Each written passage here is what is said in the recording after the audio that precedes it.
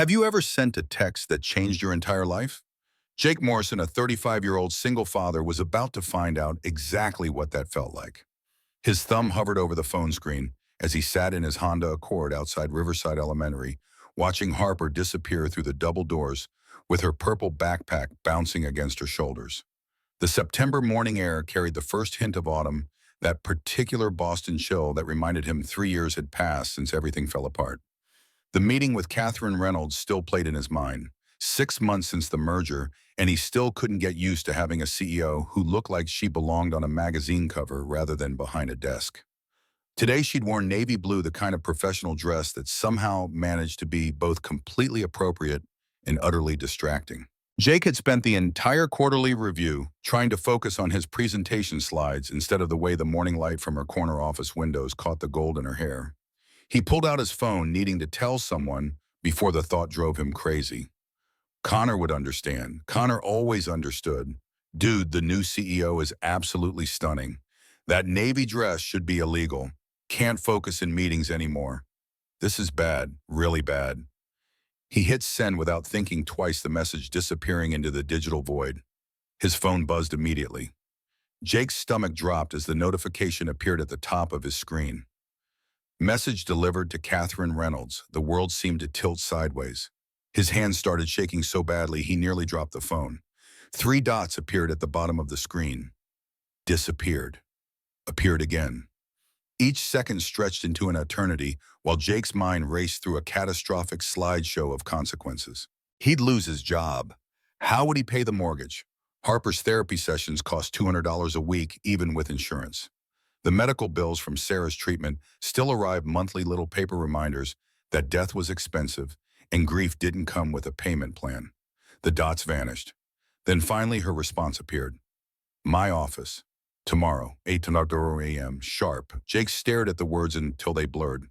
Tomorrow, 18 hours to figure out how to explain the inexplicable, to apologize for the unforgivable, to somehow convince Catherine Reynolds that he deserved to keep the job that barely paid enough to keep them afloat. The memory hit him without warning, the way they always did. Sarah's funeral 3 years ago, standing in the rain while a minister who'd never met his wife read generic platitudes about God's plan. Harper's small hand clutching his, her 8-year-old fingers squeezing so hard his knuckles went white. He'd promised Sarah in those final hospital days, when the morphine made her drift between sleep and something darker, that he'd take care of their daughter, that he'd be strong enough for both of them. Some promises were harder to keep than others. Jake started the car and drove toward the office on autopilot, his usual route through downtown Boston, a blur of red lights and construction detours. The routine had become his anchor over the past 3 years. Drop Harper at school by 8, office by 8:30, lunch at his desk, pick up Harper at 3:15, homework, dinner, bedtime stories, then collapse on the couch with his laptop to finish whatever work couldn't wait until morning. Repeat. The monotony was exhausting and comforting, in equal measure a treadmill that kept moving forward even when he felt stuck in place. Dating wasn't even on the radar. How could it be, between single parenting and a demanding job at a publishing company that had just been swallowed by a media conglomerate, Jake barely had time to sleep, let alone consider the complicated landscape of romance. Besides, the guilt made sure of that. Every time he caught himself noticing an attractive woman, every moment his mind wandered toward possibilities that didn't include Sarah. A voice in his head asked the same question. Isn't 3 years too soon? Margaret Holloway would probably say no. His therapist had been gently pushing him toward considering the future for the past 6 months, ever since their weekly sessions shifted from acute grief management to something more nebulous she called rebuilding. Jake wasn't sure he wanted to rebuild. Survival felt like enough of an accomplishment. The merger had complicated everything. 6 months ago, the small independent publishing house where Jake had worked for 2 years got absorbed by Reynolds Media Group. Most of his colleagues had been let go within the first week, their positions deemed redundant or unnecessary in the new corporate structure. Jake had survived the cuts purely because of his Q3 campaign for their lifestyle magazine brand, a digital strategy that had somehow tripled their under 35 readership and caught the attention of the new regime. Catherine Reynolds had taken over the company from her father, Robert, after his stroke left him unable to continue. At 33, with an MBA from Stanford and 5 years at McKinsey under her belt, She'd walked into Reynolds Media Group like a general surveying a battlefield. The board, populated mostly by men who'd worked with her father for decades, watched her every move with barely concealed skepticism. Richard Blackwood, the COO, and Robert's oldest friend seemed particularly eager to find cracks in her armor. Jake had been promoted to marketing director 2 months after the merger, a decision Catherine made personally over Richard's objections.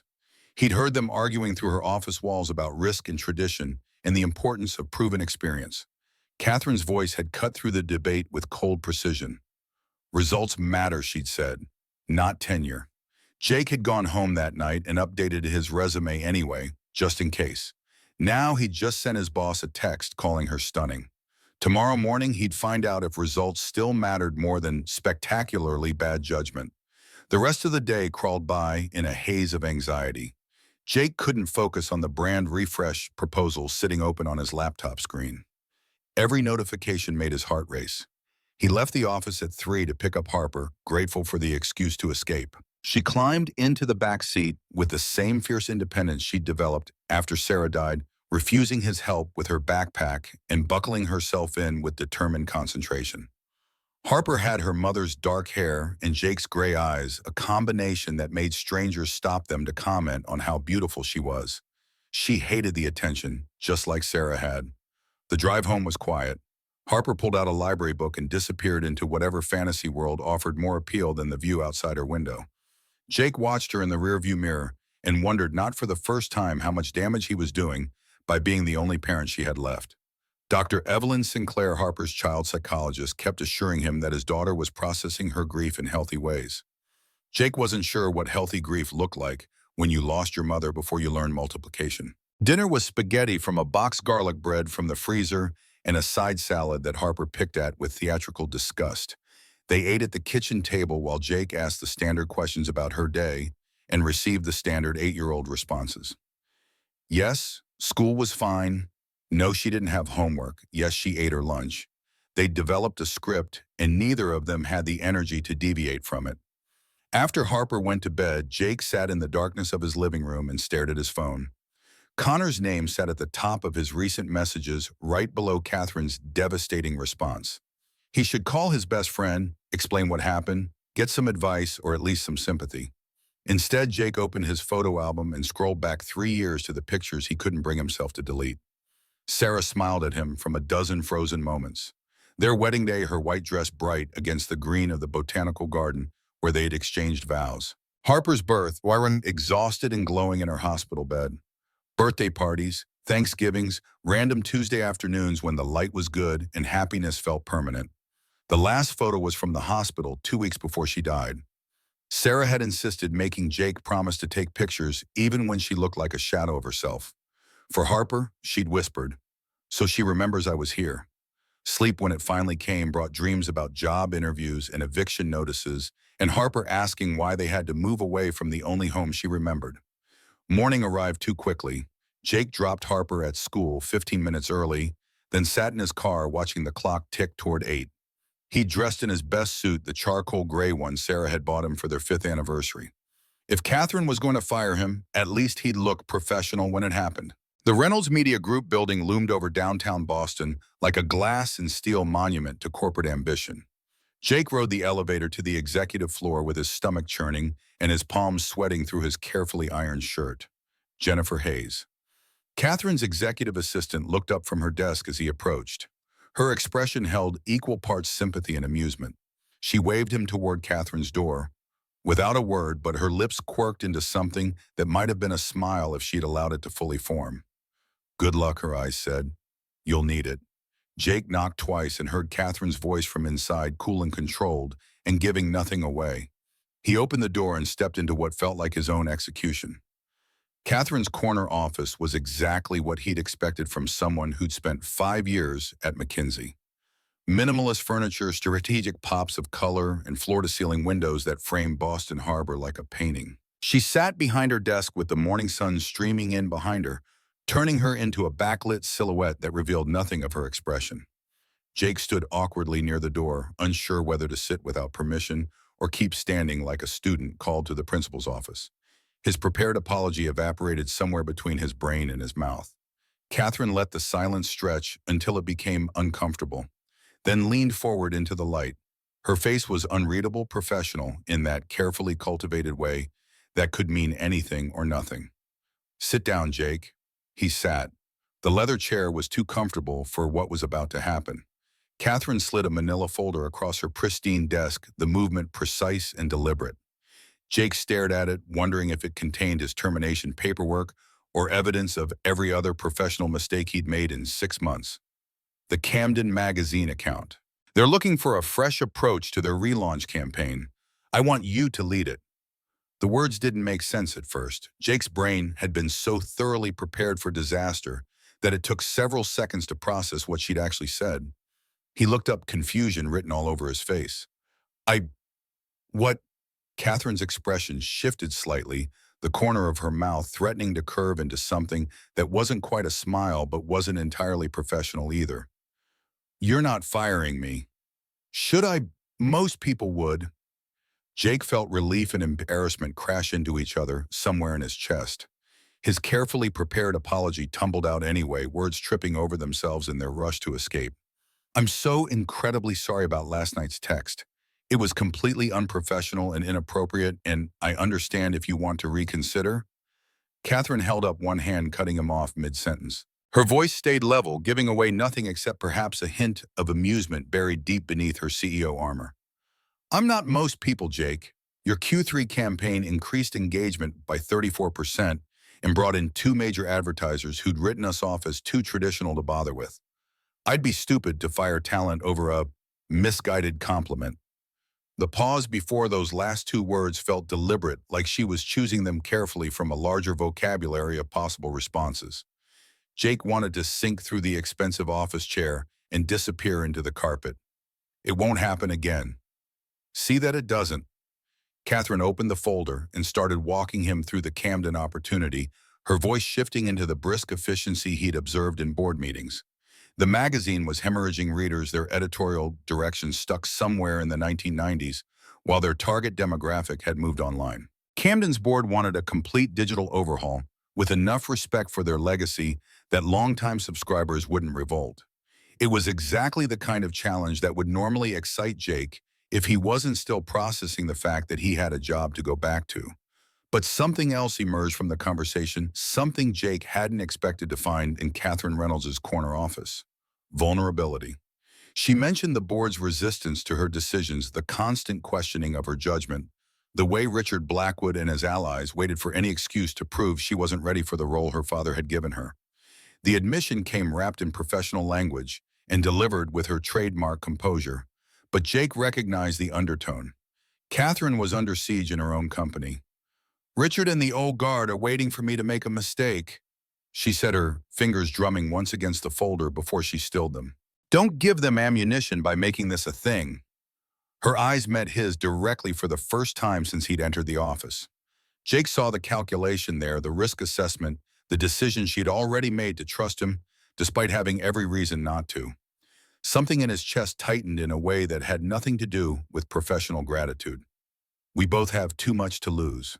"Agreed," Jake nodded, not trusting his voice to stay steady. Catherine leaned back in her chair, the morning sun catching the gold in her hair, exactly the way it had yesterday, the way that had led to his catastrophic text message in the first place. "The presentation is in 2 weeks. Don't make me regret this decision." He stood on shaking legs and made it to the door before his curiosity overrode his common sense. Jake turned back, finding Catherine still watching him with that unreadable expression that could have meant anything. "Why didn't you fire me?" The question hung between them for a long moment. Catherine tilted her head slightly, considering her answer with the same careful precision she brought to everything else. "Because I need people who see things clearly, even when they probably shouldn't say them out loud. And because..." She paused, something flickering across her face too quickly for Jake to identify. "Everyone deserves a second chance." Jake walked out of her office feeling like he'd survived something more complicated than a near termination. Jennifer looked up from her computer with raised eyebrows, clearly surprised to see him leaving under his own power. He managed a weak smile and headed for the elevator, his mind already racing toward the Camden project and away from the dangerous territory of wondering what Catherine had really meant by that last statement. But as the elevator doors started to close, Jake glanced back down the hallway and caught Catherine standing at her office window watching him go. Their eyes met for half a second before she turned away, and Jake spent the entire ride down trying to convince himself he'd imagined the look on her face. The next 6 weeks unfolded in a pattern that felt simultaneously professional and dangerous. Jake threw himself into the Camden campaign with the kind of focus that came from knowing his second chance couldn't afford to be wasted. He researched 40 years of magazine archives, interviewed former editors and readers, analyzed competitor strategies and market trends until he could recite circulation numbers in his sleep. The work required regular meetings with Catherine, brief encounters that stayed firmly in the safe territory of business discussions. At first. But gradually, as September bled into October and the Boston weather shifted from warm to cool to genuinely cold, something began to shift in the space between them. The meetings grew longer. What started as 15-minute status updates stretched to 30, then 45 minutes. They'd move from Catherine's office to the small conference room down the hall, spreading research and mock-ups across the table while debating target demographics and brand positioning. Catherine had opinions, strong ones backed by her McKinsey training and her years watching her father build the company. Jake pushed back when he disagreed, which was often, and Catherine seemed to appreciate the challenge rather than resent it. Coffee became part of their routine. Catherine would order from the cafe downstairs, remembering without asking that Jake took his black while she preferred a cappuccino with an extra shot. They'd work through lunch ordering sandwiches that sat half-eaten, while they argued about font choices and color schemes and whether their target audience would respond better to nostalgia or aspiration. One Wednesday evening in mid-October, Jake's phone rang during a particularly heated debate about homepage layout. Harper's name flashed on the screen, and he answered immediately, his voice shifting into the gentle tone he reserved for his daughter. "Nightmare," she whispered, still half asleep. "Can you come home?" He talked her through the breathing exercise that Dr. Sinclair had taught them, his voice low and soothing, while Catherine sat across the table pretending to study her laptop screen. When Harper's breathing finally evened out and she mumbled goodnight, Jake ended the call, to find Catherine watching him with an expression he couldn't quite read. "Sorry about that. Don't apologize. That was—" Catherine paused, searching for the right word. "Sweet. You're good with her." Jake shrugged, uncomfortable with the observation. Being a good father felt less like a skill and more like desperately trying not to screw up something impossibly important. "I try. Some days are harder than others." Catherine nodded, and for a moment, something passed between them that felt less like a professional exchange and more like mutual recognition. Then she stood gathering her papers with the efficient movements that signaled the meeting was over. "You should go home. Harper needs you." But Jake found himself reluctant to leave, surprised by the realization that these late-night work sessions had become the highlight of his days. The thought was dangerous enough that he pushed it away and focused on packing up his laptop. The personal conversation started small. Catherine mentioned growing up in boarding schools after her mother died, a childhood spent trying to live up to her father's expectations. Jake found himself sharing more than he intended about Sarah's illness, the brutal 8 months between diagnosis and death, the way grief felt like carrying a weight that never got lighter, even when you learned how to balance it better. They discovered unexpected common ground. Both of them understood loneliness, the kind that came from having responsibilities that didn't leave room for much else. Catherine admitted that running Reynolds Media Group meant sacrificing any pretense of a personal life. Jake confessed that being a single father left him too exhausted and guilty to even consider dating. "Guilty?" Catherine asked one evening in late October, looking up from the campaign mock-ups spread across the conference table. Jake hesitated, unsure how much truth was appropriate to share with his boss. But something about the way Catherine waited, patient and genuinely curious, made him continue. "Sarah's only been gone 3 years. Sometimes it feels like moving on would be, I don't know, disrespectful. Like I'm supposed to stay stuck in that moment forever." Catherine's expression softened in a way he'd never seen before, the CEO armor bar cracking just enough to reveal the woman underneath. "I don't think grief works that way. We're allowed to keep living even when the people we love can't." The words settled between them, simple and profound and impossible to unhear. Jake found himself studying Catherine's face, noticing for the first time the faint shadows under her eyes that suggested she slept as poorly as he did. The observation felt too intimate, so he looked away and pretended to be fascinated by his notes. The night everything shifted started like all the others. Late October brought early darkness and the kind of cold rain that made Boston feel particularly miserable. Jake and Catherine were the last ones left in the office working past midnight on final revisions to the Camden presentation. They'd ordered Chinese food hours ago, the empty containers now cluttering one end of the conference table. Catherine reached for the last dumpling in the takeout box at the same moment Jake did. Their hands collided, fingers brushing in a contact that lasted maybe 2 seconds, but felt infinitely longer. They both froze, hands still touching close enough that Jake could smell Catherine's perfume underneath the scent of cold sesame noodles. Catherine pulled back first, her professional mask sliding into place so quickly Jake almost convinced himself he'd imagined the moment. Almost. You take it. Jake left the dumpling untouched and mumbled something about needing to get home to Harper. He gathered his things in a rush, avoiding Catherine's eyes, and practically fled to the elevator. The entire drive home, his mind kept replaying those 2 seconds of contact, analyzing every possible meaning and finding none that didn't lead to complicated places he had no business exploring. The next morning brought an email from Harper's school. Could he come in for a conference? His daughter had been getting into arguments with classmates and her teacher was concerned.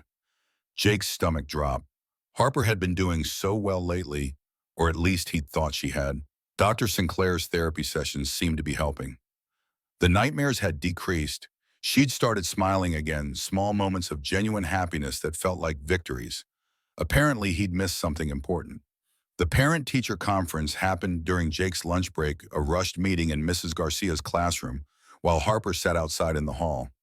The teacher was kind but firm. Harper was struggling socially. The other kids didn't know how to act around the girl whose mother had died.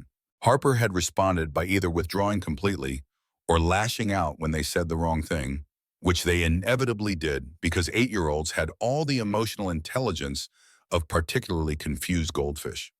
She needs stability, Mrs. Garcia said, her voice gentle but pointed, and perhaps some female influence in her life, someone who can help her navigate these social situations in ways that might be easier coming from a woman. Jake drove back to the office with the teacher's words echoing in his head. Female influence, like he could just conjure up a mother figure for his daughter because she needed one. Like the world worked that way, simple and clean, instead of the complicated mess it actually was. That evening after Harper was asleep, Jake finally called Connor Blake. His best friend answered on the second ring, sounding harried and exhausted in that universal tone of single fathers who just survived bedtime routines with multiple children. Please tell me you're calling with good news because I've had 3 meltdowns today, and only one of them was mine. Despite everything, Jake smiled. Connor's divorce had been finalized a year ago, leaving him with joint custody of 2 kids and a newfound appreciation for how difficult single parenting actually was. They'd bonded over their shared chaos meeting most Saturday mornings, so their kids could play while the fathers drank terrible coffee and compared notes on surviving the week. Jake told him about the text message, the meeting with Catherine, the Camden project, and the growing sense that he was standing at the edge of something he didn't know how to navigate. Connor listened without interrupting, a skill he'd developed through years of friendship and a natural understanding of when to offer advice versus when to simply be present. When Jake finally ran out of words, Connor was quiet for a long moment. Then he spoke with the kind of directness that made their friendship work even when the truth was uncomfortable. Jake, you're not betraying Sarah by living. You honor her by being a good father and a good man. That's it. That's the whole assignment. The words hit harder than Jake expected, cracking something open in his chest that he'd been keeping carefully sealed. His eyes burned with tears. He hadn't let himself cry in months. It's only been 3 years. And it could be 10 years or 20 years, and you'd still feel guilty because that's who you are. But Harper needs a father who's present, not one who's punishing himself for being alive. And maybe, Connor paused, choosing his words carefully, maybe you need to consider whether guilt is actually helping anyone or if it's just another way to avoid the scary parts of moving forward. Jake ended the call 20 minutes later, no closer to answers, but somehow feeling lighter anyway. He opened his laptop to work on the Camden presentation and found an email from Catherine sent an hour ago. How's Harper still struggling with nightmares? The question was simple professional concern from a boss who'd overheard a phone call. But Jake stared at it for a long time, wondering why Catherine Reynolds cared enough to ask, and what it meant that her caring made his chest feel tight in ways he wasn't ready to examine. He typed and deleted 3 responses before settling on something brief and honest. She's hanging in there, we both are. Catherine's response came back almost immediately, like she'd been waiting for his reply. For what it's worth, I think you're doing an incredible job. Harper's lucky to have you. Jake closed his laptop without responding, afraid of what he might say if he let himself keep typing. The Camden presentation was in 2 weeks. After that, these late-night working sessions would end, and he could go back to the safe distance of quarterly reports and professional boundaries. He just needed to hold on until then. Except the universe had different plans delivered in the form of a crisis 3 days before the Camden presentation was scheduled. The client had moved up their timeline. Could Reynolds Media Group present in 2 days instead of 2 weeks? Jake's carefully constructed schedule imploded. He had meetings he couldn't cancel, a parent-teacher conference follow-up with Harper's school, and a Thursday afternoon he'd blocked off for Harper's school performance that he absolutely could not miss. Catherine found him in his office Wednesday morning, stress radiating off him in visible waves. He'd been staring at his calendar for 20 minutes, trying to solve an equation that had no good answer. Talk to me.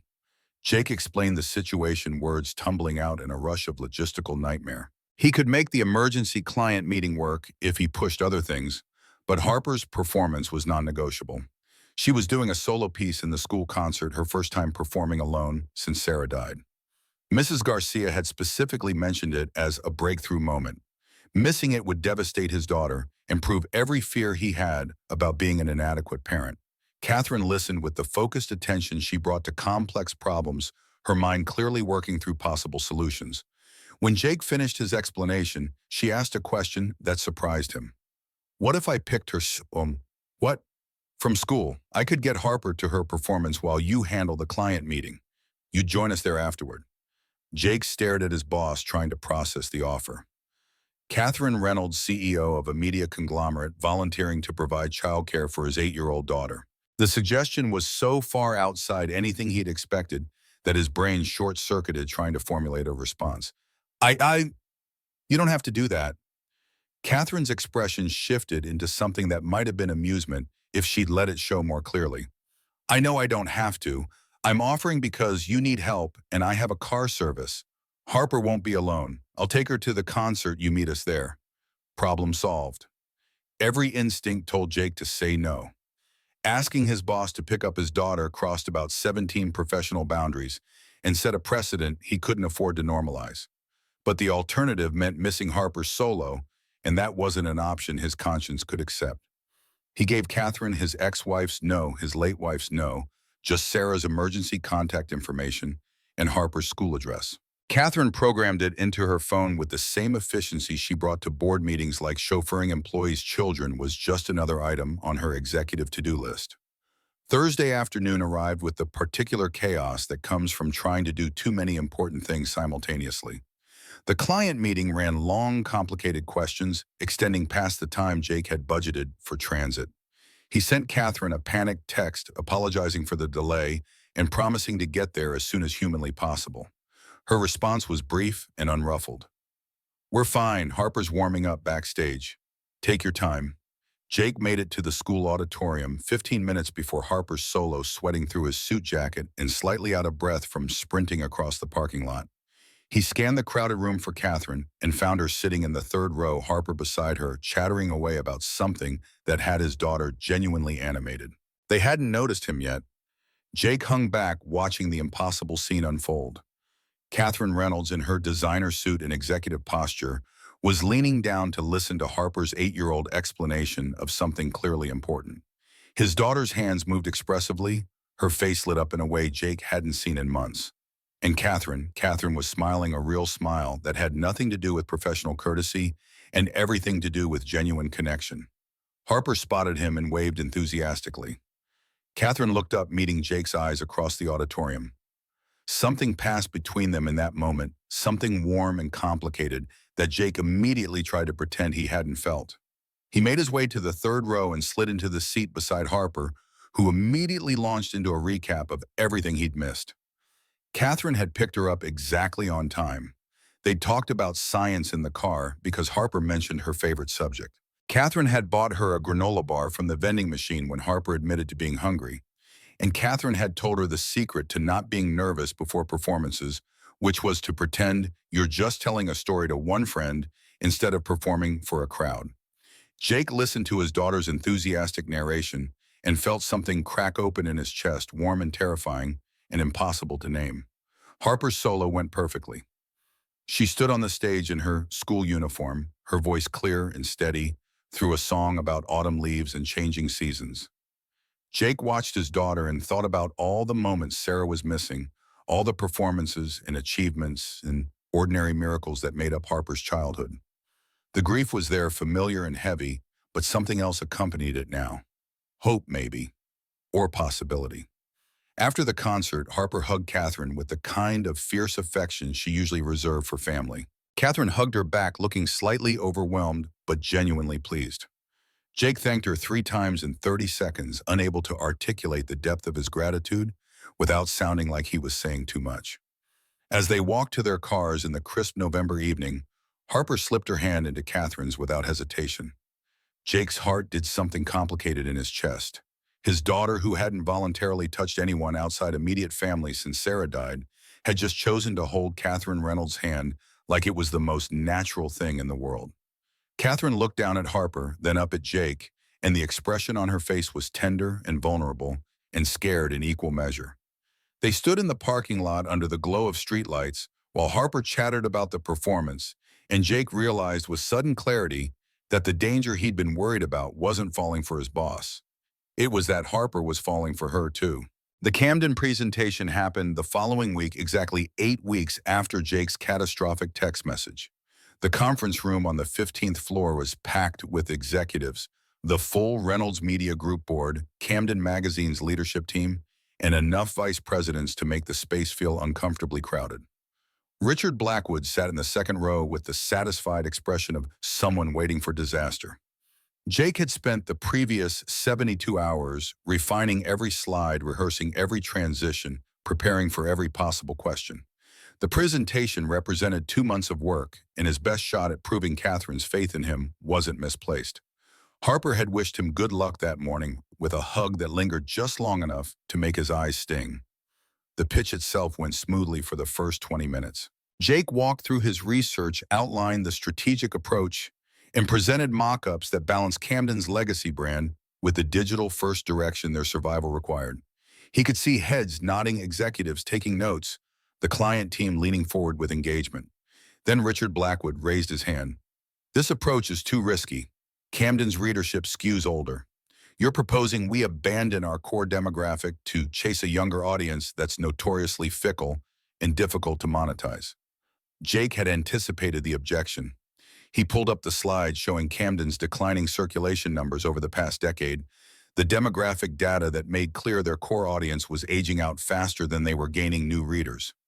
"With respect, Mr. Blackwood, we're not abandoning anyone. We're expanding to survive. Camden's current trajectory leads to irrelevance within 5 years. This strategy pivots us toward growth while respecting the legacy that makes Camden worth saving in the first place." Richard's expression hardened. He looked past Jake to where Catherine sat at the head of the table, her face professionally neutral. "I hope you know what you're doing betting on unproven talent. The board has concerns about judgment calls that prioritize flash over substance." The implicit criticism hung in the air, directed at Catherine more than Jake. Several board members shifted uncomfortably. Jake saw Catherine's jaw tighten fractionally, the only sign that Richard's comment had landed. She stood, and the room's attention pivoted to her immediately. Catherine's voice came out cool and measured, the McKinsey consultant delivering data-driven counter-arguments to emotional resistance. "The Q3 numbers don't lie. Jake's digital strategy increased engagement by 41% and brought in 3 major advertising accounts. His Camden campaign isn't flash. It's strategic evolution based on market research and consumer behavior analysis. Sometimes playing it safe is the riskiest move we can make."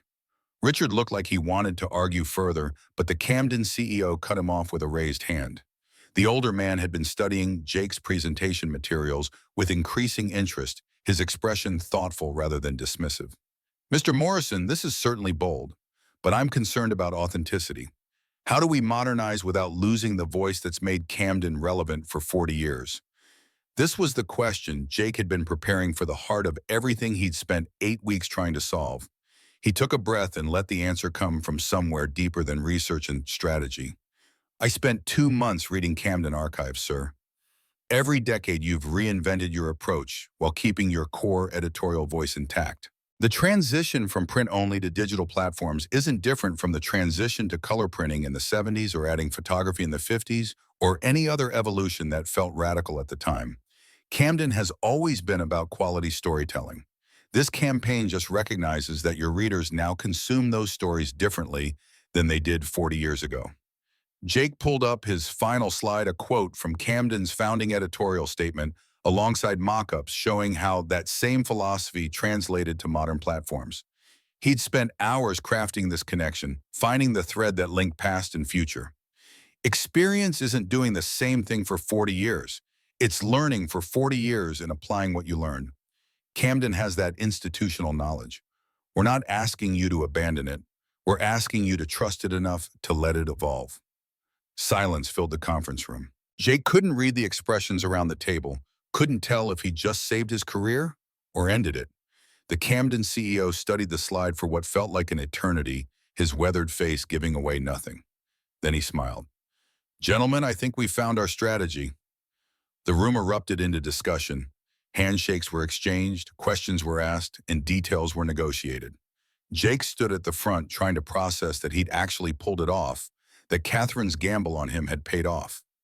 He caught her eye across the conference room and saw pride there, warm and unmistakable. Richard Blackwood watched the celebration with an expression that promised the war wasn't over, just this particular battle. After the clients left and the board dispersed, Jake was packing up his laptop when Richard cornered him by the elevators. The older man's smile had nothing friendly in it. Congratulations on the win, Morrison. Catherine's quite taken with you. It's a professional relationship. Richard laughed, the sound cold and calculating. Is it, I've been watching you two. The late nights, the coffee runs, the way she looks at you when she thinks no one's paying attention. Jake felt his face heat, anger and embarrassment burning through him in equal measure. I don't know what you're implying. I'm not implying anything. I'm stating facts. Catherine's position is precarious. The board is already skeptical of her leadership. They're looking for reasons to question her judgment, to prove she's not ready for the role her father gave her. Richard stepped closer, his voice dropping to barely above a whisper. Your friendship gives them ammunition. CEO showing favoritism to subordinate. The optics are terrible. We haven't violated any policies. Policies don't matter when perception is reality. If you actually care about Catherine's career, you'll keep your distance. Because I promise you, Morrison, the board is watching. And they will act if given sufficient cause. Richard walked away, leaving Jake standing alone by the elevators with a sick feeling spreading through his stomach. The threat was clear and worse, it wasn't entirely wrong. Jake had felt the shift between himself and Catherine over the past 8 weeks, the way their working relationship had drifted into something more complicated. He'd been so focused on not acknowledging it that he hadn't considered how it might look to outside observers. That night after Harper was asleep, Jake's phone buzzed with a text from Richard's personal number. He stared at the screen, debating whether to ignore it. Curiosity won. Think about Harper. If Catherine loses her position, Reynolds Media Group destabilizes. Board purge follows. You'll be first out the door along with everyone else she hired. Can you afford to lose this job? Can your daughter Jake deleted the message, but couldn't delete the questions it raised? He had maybe 6 months of savings if he was careful. Medical bills from Sarah's treatment still drained his account every month. Finding another marketing director position in Boston's competitive market could take 3 to 6 months, maybe longer. And Harper needed stability, needed the routine that kept her nightmares at bay and her therapy sessions consistent. The company holiday party happened 2 weeks later, a mandatory celebration in the downtown ballroom Reynolds Media Group rented every November. Jake normally avoided these events, but Catherine had made attendance an explicit expectation for department heads. He'd planned to show his face for an hour, then escape home to Harper. Except Connor's kids came down with the flu that morning, eliminating his backup childcare option. Jake's parents were visiting his sister in California. The only choice was bringing Harper to the party or not going at all. He chose Harper. She wore her favorite purple dress and promised to be on her best behavior if he let her have dessert first. They arrived fashionably late to find the ballroom already packed with employees in various states of professional networking. Jake grabbed Harper's hand and started navigating toward the periphery, planning to find a quiet corner where his daughter could eat cake while he did the minimum required socializing. Catherine found them first. She moved through the crowd with the kind of presence that made people naturally create space, her emerald cocktail dress, a deliberate statement that she belonged in boardrooms and ballrooms equally. But when she spotted Harper, Catherine's executive armor cracked into something genuine. "Harper, I didn't know you'd be here."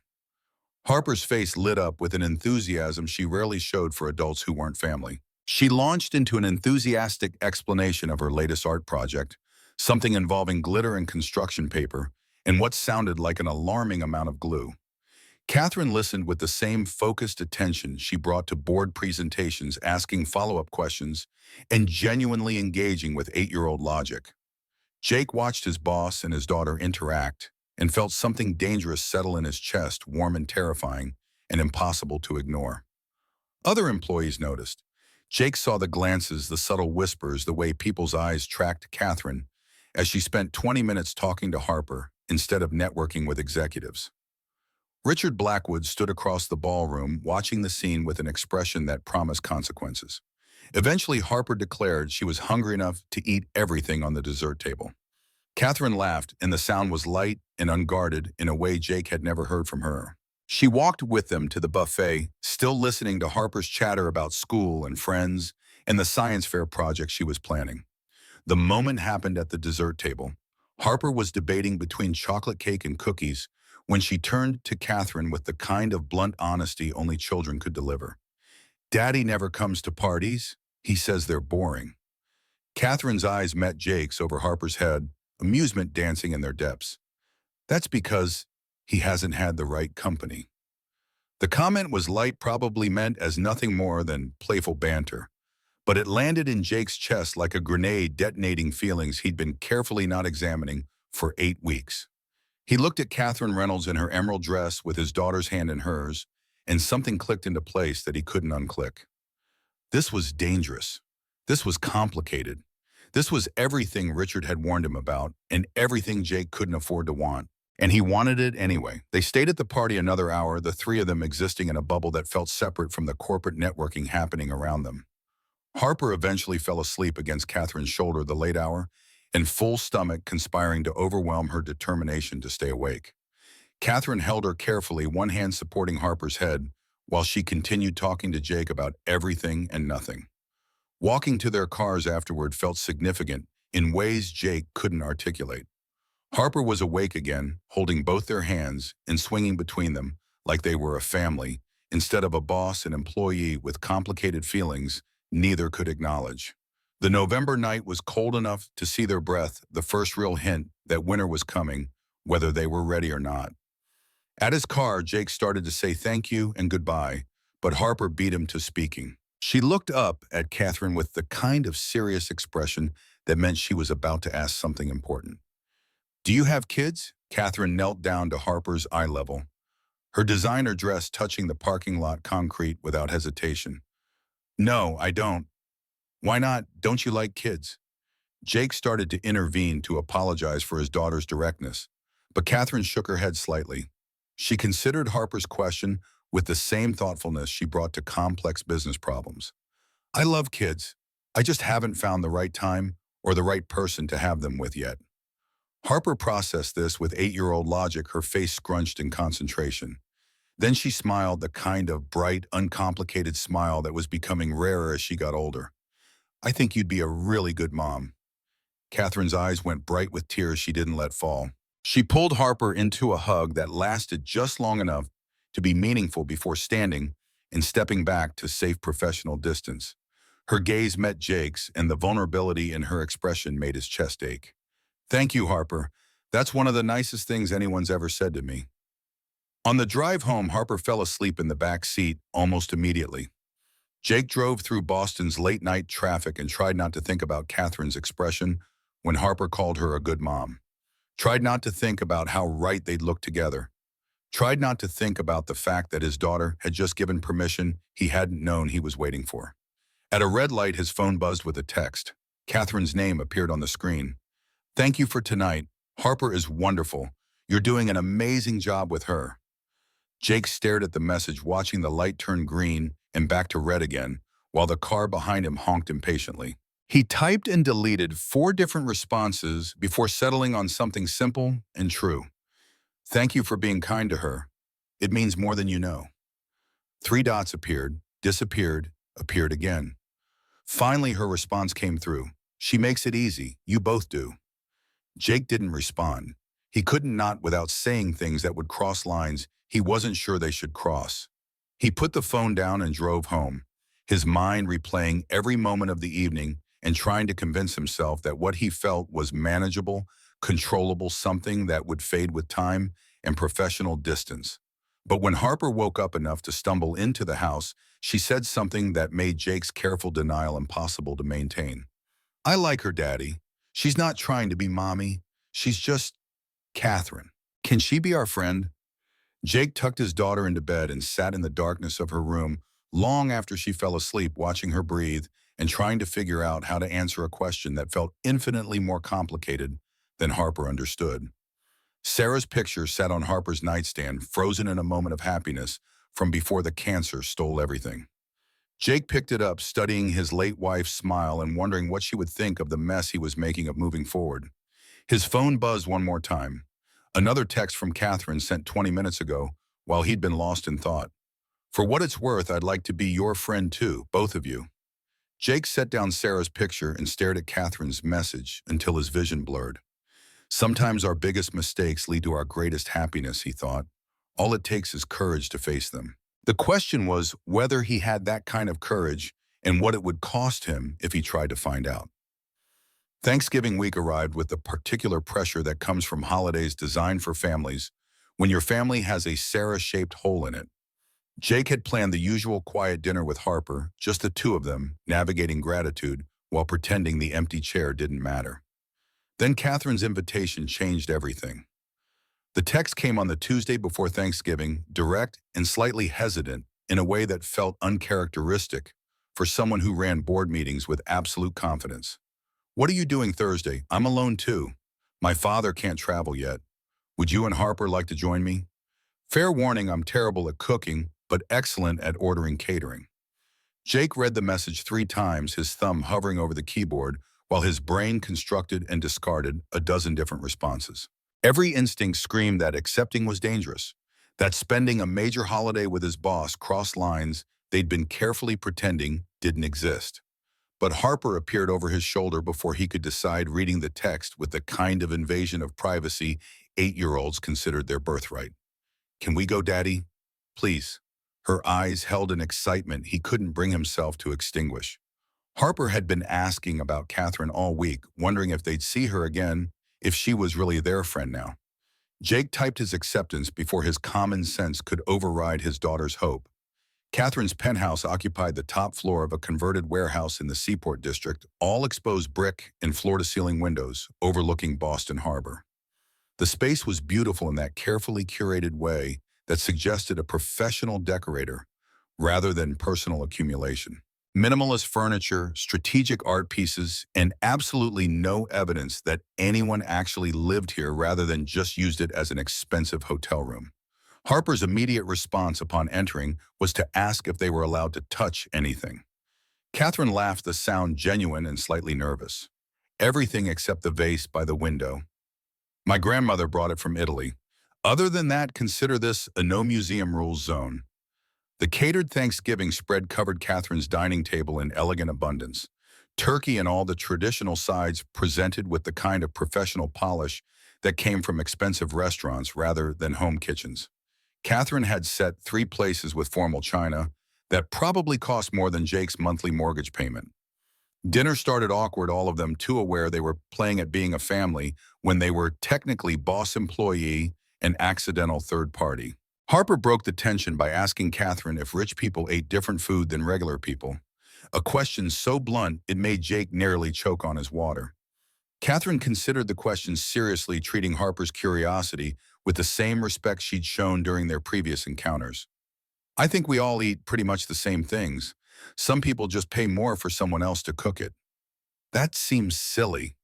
It absolutely is, but I genuinely can't cook without setting off smoke alarms, so paying for help is basically a fire safety decision.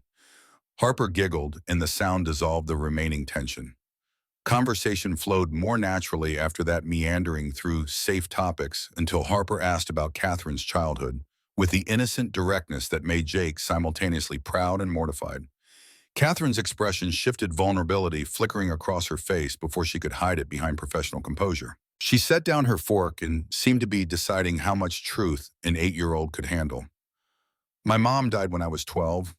Car accident. After that, my dad threw himself into work because grief is hard and building a company is easier than feeling things. I got sent to boarding schools, which are basically fancy places where rich people's kids go when their parents don't know what to do with them. The admission hung in the air, honest and painful. Harper absorbed this information with the kind of thoughtful expression she wore when processing complex emotions in therapy. So you were alone? Most of the time, yes. Harper pushed green beans around her plate, her small face serious with consideration. Then she looked up at Catherine with those gray eyes that saw too much for someone so young. You're like Daddy and me. We're missing somebody too. Catherine's eyes filled with tears she didn't let fall. Her hand trembled slightly as she reached across the table to squeeze Harper's fingers. I've always wondered what a real family Thanksgiving would feel like. Thank you for being here. Jake felt something crack open in his chest, warm and terrifying, and impossible to contain. This wasn't just attraction anymore, wasn't just the surface-level pull of chemistry and proximity.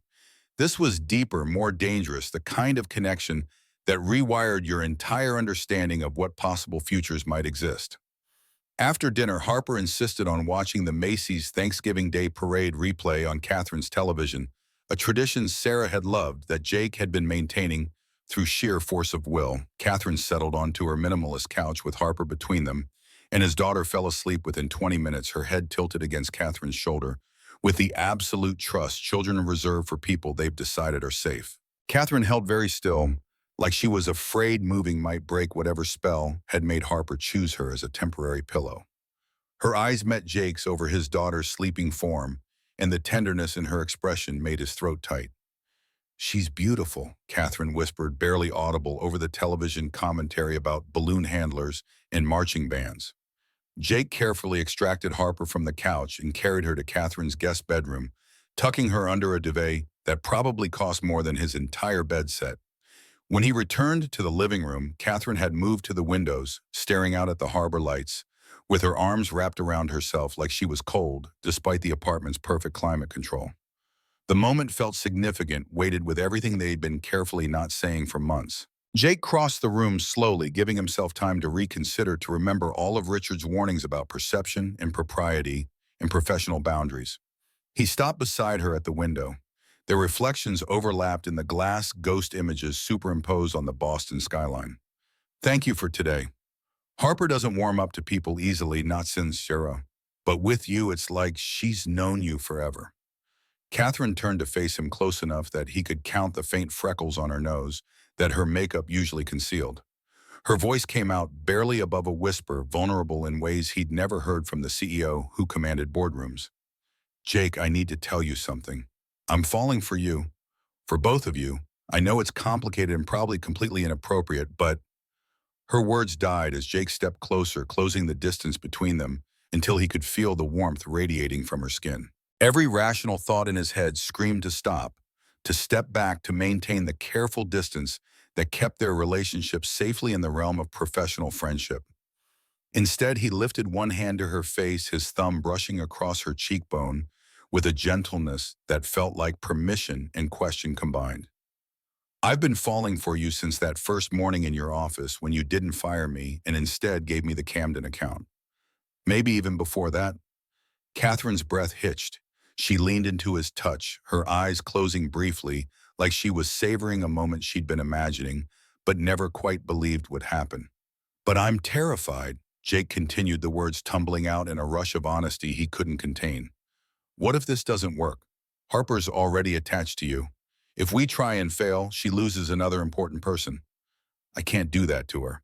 Catherine opened her eyes, and the determination in them was the same focus she brought to impossible business problems and skeptical boards. I can't promise we won't fail. Nobody can promise that, but I can promise I won't walk away easily, and I would never ever hurt Harper.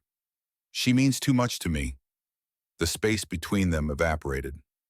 Jake pulled Catherine close and kissed her with months of suppressed want and fear and hope pouring into the contact. She kissed him back, her hands fisting in his shirt like she was afraid he might disappear if she didn't hold tight enough. The kiss was gentle and desperate, and absolutely nothing like the careful distance they'd been maintaining. When they finally broke apart, both breathing hard, Catherine rested her forehead against his. We have to be smart about this. Jake nodded, trying to force his brain to engage with practical concerns when all it wanted to do was memorize the way Catherine felt in his arms. Agreed. We take this slow. Tell no one at work yet, not until we're sure. And I need to talk to Harper properly, make absolutely certain she's okay with this. Catherine respected that without question. She stepped back, creating professional distance, while her eyes stayed warm with everything the space between them couldn't erase. Talk to her. Make sure she's ready. I'll wait. Jake left 20 minutes later with a sleeping Harper in his arms and Catherine's goodbye kiss still burning on his lips. The drive home felt surreal, like he was navigating familiar streets in an alternate universe where impossible things had suddenly become possible. December arrived with Boston's particular brand of cold that made the air feel sharp enough to cut. Jake spent the first week after Thanksgiving oscillating between exhilaration and absolute terror, replaying the kiss in Catherine's apartment, while simultaneously constructing disaster scenarios where everything fell apart spectacularly. Work became complicated in new ways. They maintained professional distance in the office, but the awareness crackled between them like static electricity. Every meeting felt charged, every accidental touch in the break room sent Jake's pulse racing. Jennifer Hayes started watching them with knowing amusement, though she had the discretion to keep her observations private. The office gossip mill noticed anyway. Whispers started circulating about the CEO and the marketing director's speculation, fueled by their frequent working lunches and the way Catherine's whole demeanor shifted when Jake entered a room. Jake heard fragments of conversation in bathroom stalls and break rooms, colleagues wondering if there was something happening or if they were imagining the tension. Richard Blackwood definitely noticed. Jake caught him watching during a presentation, his expression calculating in ways that promised nothing good. Harper's therapy appointment the second week of December brought everything into sharper focus. Dr. Evelyn Sinclair had been working with Harper for 18 months, helping her process grief and anxiety with the kind of patient expertise that made Jake grateful for insurance coverage and regular paychecks. The sessions usually happened without parental involvement, but Dr. Sinclair requested Jake join them for the last 10 minutes that Thursday. Harper sat in the child-size armchair that dominated Dr. Sinclair's office, swinging her legs and looking pleased with herself. The therapist smiled at Jake with the kind of expression that suggested good news. Harper had some interesting things to share today.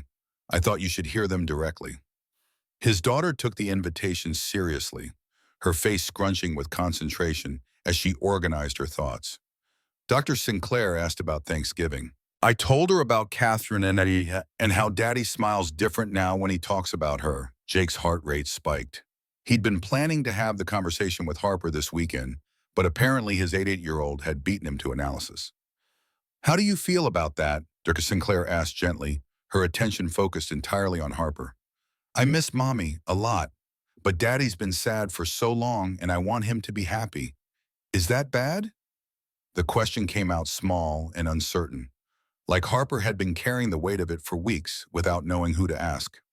Dr. Sinclair leaned forward, her voice warm with reassurance. It's not bad at all, Harper. You can love your mommy and still want your daddy to find happiness. Those two things don't cancel each other out. Your heart is big enough to hold both. Harper processed this with visible relief, her shoulders relaxing from tension Jake hadn't realized she'd been carrying. On the drive home, she chattered about school and friends and the science fair project she was planning with the kind of lightness that had been missing from her voice for months. That evening, after homework and dinner and the carefully maintained routines that structured their lives, Jake sat on the edge of Harper's bed for their usual goodnight ritual. Instead of reaching for her favorite book, she looked up at him with Sarah's directness.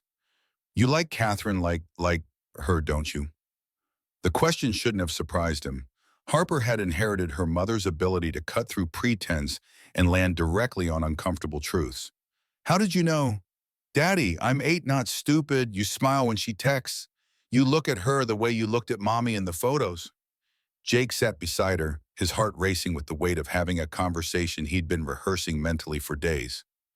How would you feel if Catherine and I dated if she became more than just a friend?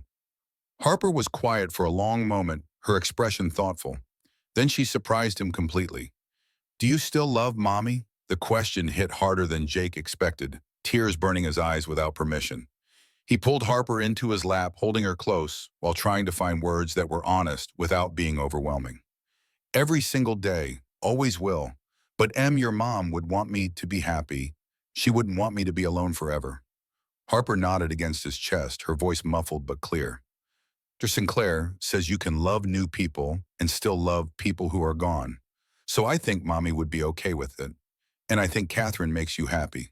She makes me happy too. Relief and gratitude crashed over Jake in equal waves. He kissed the top of Harper's head, amazed by his daughter's resilience and wisdom. So you'd be okay if Catherine and I tried being more than friends. Can I still talk about mommy with her? Always. And Catherine knows she's not replacing your mom. Nobody could ever do that. Harper hugged him tighter. Okay, Daddy, you can have a girlfriend. The simplicity of her acceptance made Jake laugh through the tears he'd been trying to hold back. His 8-year-old daughter had just given permission he hadn't fully realized he'd been waiting for. He texted Catherine after Harper fell asleep, his hands shaking slightly as he typed. Had the conversation with Harper. She's okay with us. More than okay, actually. 3 dots appeared immediately, like Catherine had been waiting for his message. Really, she's sure as an 8-year-old can be about anything. She says you make me smile different. I want to make you smile all kinds of different. Can I see you this weekend? Jake stared at the message, his heart doing complicated things in his chest. This was happening. They were actually doing this. Harper wants to invite you to help us decorate our Christmas tree Saturday. Fair warning, there will be excessive amounts of glitter. I wouldn't miss it for anything. The 3rd week of December brought the kind of cold that made Boston feel actively hostile to human survival. Catherine arrived at Jake's modest colonial house in jeans and a cashmere sweater, looking nothing like the CEO who commanded boardrooms, and everything like someone Jake could build a life with. Harper greeted her at the door with an enthusiasm that bordered on tackle-hugging, dragging Catherine inside to see the artificial tree Jake had wrestled into position that morning. The house was warm with the smell of sugar cookies baking and Christmas music playing from speakers that had been Sarah's back when their lives included room for seasonal traditions. Catherine had brought ornaments, carefully wrapped packages that Harper unwrapped with reverent excitement. Glass snowflakes and delicate icicles, the kind of elegant decorations that belonged in magazine spreads, rather than on a tree that would inevitably get covered in Harper's handmade creations and kindergarten craft projects. But the gift that made Harper cry happy tears was a handmade ornament Catherine had clearly spent time creating. A small wooden disc painted white with "Best Friend Catherine" written in careful script. Harper had made dozens of these over the years, gifting them to teachers and grandparents, and occasionally her father. Seeing one made for Catherine in Catherine's handwriting felt like acceptance and belonging wrapped in painted wood. They decorated for 3 hours, Harper directing traffic with the authority of someone who took Christmas very seriously. Catherine followed instructions without question, hanging ornaments where Harper pointed and listening to the 8-year-old's stories behind each decoration with genuine interest. Jake watched his daughter and the woman he was falling for create traditions in real time and felt his careful emotional defenses crumbling completely. Harper fell asleep on the couch during the elf wedged between Jake and Catherine with the absolute contentment of children who feel completely safe. Catherine held very still, one hand gently stroking Harper's hair with a tenderness that made Jake's throat tight. He carefully carried Harper to bed, tucking her in and whispering good night to a daughter who was already too deeply asleep to hear him. When he returned to the living room, Catherine was standing by the Christmas tree, studying the collection of ornaments like they held secrets worth discovering. Jake crossed the room and stood behind her, close enough to feel her warmth, but not quite touching. The lights from the tree cast colored shadows across her face. "Thank you for today, for being so good with her." Catherine turned, and the vulnerability in her expression was raw and honest and absolutely devastating. "Jake, I need you to understand something. I'm not just falling for you. I'm falling for both of you for this whole package deal. And that terrifies me because I've never wanted something this much in my entire life." Jake closed the remaining distance between them and kissed her like his life depended on it, pouring months of want and fear and hope into the contact. Catherine responded with equal desperation, her hands tangling in his hair, while he pulled her closer, closer, trying to eliminate any space between them. When they finally broke apart, both breathing hard, Catherine rested her forehead against his chest. "We should probably talk about logistics, about what this means for work." Jake nodded, forcing his brain to engage with practical concerns when all it wanted was to keep kissing her until the world made sense again. "We need to be smart, take things slow, keep work and personal separate until we know this is real." "Except I already know it's real," Catherine whispered, her voice certain in ways that made Jake's heart race. "I knew it the morning you walked out of my office after I didn't fire you. I just didn't let myself admit it until now." They stayed on Jake's couch until past midnight, talking through logistics and boundaries and all the complicated realities of dating your boss when you have a daughter who's already emotionally invested. Catherine would file the appropriate disclosure with HR after the holidays. They'd be transparent about their relationship, but without making it public knowledge. Work meetings would stay professional. Personal time would be sacred. The rules felt necessary and insufficient, in equal measure a framework for navigating territory neither of them had mapped before. Catherine left close to 1 in the morning, her goodbye kiss lasting long enough to make Jake reconsider every boundary they'd just established.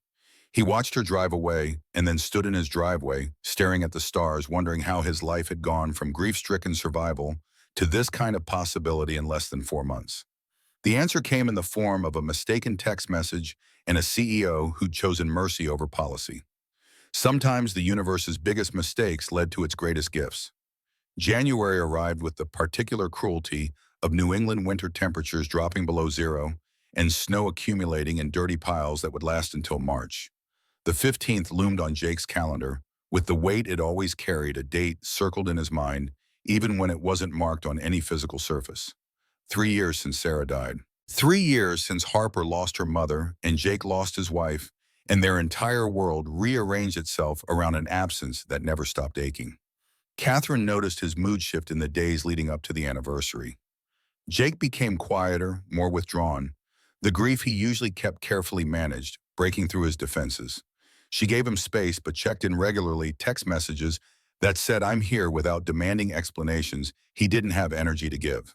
2 days before the anniversary, she asked him directly, "What do you usually do on the 15th?" They were in Jake's office, technically reviewing quarterly projections, but actually just existing in the same space, while Jake tried to pretend he was functional. He set down the spreadsheet he'd been staring at without actually reading. "Harper and I visit Sarah's grave. Bring flowers. Tell her about our year. It sounds morbid, but it helps Em feel connected to her mother." Catherine absorbed this without judgment, her expression thoughtful. "Would it be okay if I came to pay my respects?" Jake looked up sharply, surprised by the offer. "You'd do that?" "Of course, she was important to you and Harper. That makes her important to me." The simple logic of it made Jake's eyes burn with tears he didn't have the energy to hide. Catherine's willingness to honor Sarah's memory, instead of being threatened by it, felt like grace he didn't deserve but desperately needed. January 15th dawned cold and clear, the kind of winter morning where the sun felt decorative rather than functional. Jake picked up Catherine before driving to Riverside Cemetery, Harper unusually quiet in the back seat. His daughter always got withdrawn around the anniversary, processing grief in ways that broke Jake's heart because he couldn't fix them. Sarah's headstone was simple granite with her name dates and the phrase beloved wife and mother that felt simultaneously true and inadequate. Jake had chosen it in the numb haze of funeral planning when every decision felt impossible and nothing felt real. Harper placed fresh daisies at the base of the stone, then settled cross-legged in the frozen grass like she was visiting a friend rather than a grave. Her voice came out small but steady. "Hi, Mommy. I'm doing good in school. Got an A on my science project about volcanoes. Daddy helped, but I did most of it myself." Jake added his own flowers, yellow roses that had been Sarah's favorite. His throat felt too tight for words, but he forced them out anyway. "We miss you, Sarah. Every day. I hope you know I'm trying my best with M. Some days are harder than others, but we're figuring it out." Catherine had stayed back near the car, giving them privacy for their ritual. But Harper turned and waved her forward with the kind of confidence that came from Dr. Sinclair's months of therapy about healthy grief processing. "Catherine, come here." Catherine approached slowly, her expression respectful and slightly uncertain. She knelt beside Harper in the snow-dusted grass, her expensive coat touching the ground without hesitation. Harper took her hand. "Mommy, this is Catherine. She's really nice to Daddy and me. She helps take care of Daddy when he works too much." The simple introduction made Jake's vision blur with tears. Catherine's voice came out thick with emotion when she spoke, addressing the headstone with the same seriousness she brought to board presentations. "Mrs. Morrison, I promise to honor your memory. Harper talks about you all the time. You raised an incredible daughter, and I'll do everything I can to help Jake take care of her." Something broke open in Jake's chest, grief and gratitude and hope mixing together until he couldn't tell where one emotion ended and another began. He sank down beside Catherine in the frozen grass and let himself cry, really cry, for the first time in months. Catherine's arm came around his shoulders while Harper pressed against his other side, the three of them kneeling at Sarah's grave in a moment that felt like permission and blessing combined. The healing Jake had been seeking for 3 years didn't magically appear. Grief didn't work that way, didn't follow timelines or respond to wishes. But something shifted anyway, a recognition that moving forward didn't mean forgetting, that new love didn't erase old love, that his heart was actually big enough to hold both. That night, after Harper was asleep and Catherine had gone home, Jake's phone buzzed with a voicemail from an unknown number. He almost deleted it without listening, assuming spam or wrong number. Curiosity won. Richard Blackwood's voice filled his ear, smooth and threatening in equal measure. "Morrison, we need to talk about your relationship with Catherine. Call me. For her sake." The message ended abruptly, leaving Jake staring at his phone with dread pooling in his stomach. He'd known Richard wouldn't ignore their relationship indefinitely. The COO had been watching too closely, waiting for ammunition. Jake called back despite every instinct screaming to ignore the summons. Richard answered on the second ring like he'd been expecting the response. "Coffee tomorrow. Neutral ground. I think you'll want to hear what I have to say." They met at a cafe equidistant from both their homes, neither willing to give the other home field advantage. Richard arrived first, already seated with an espresso and an expression that promised nothing good. Jake sat across from him, tension coiling in his shoulders. Richard didn't waste time on pleasantries. "I've known Catherine since she was a child. I care about her future even if she doesn't believe that." "Then why are you constantly undermining her?" Richard's smile held no warmth. "I'm protecting this company from poor decisions made by someone too young and inexperienced to understand the consequences. The board is already skeptical of her leadership. Your relationship gives them exactly the ammunition they need. We've disclosed properly to HR. We're not violating any policies. Policies don't matter when perception is reality. Dating subordinate creates terrible optics regardless of protocol.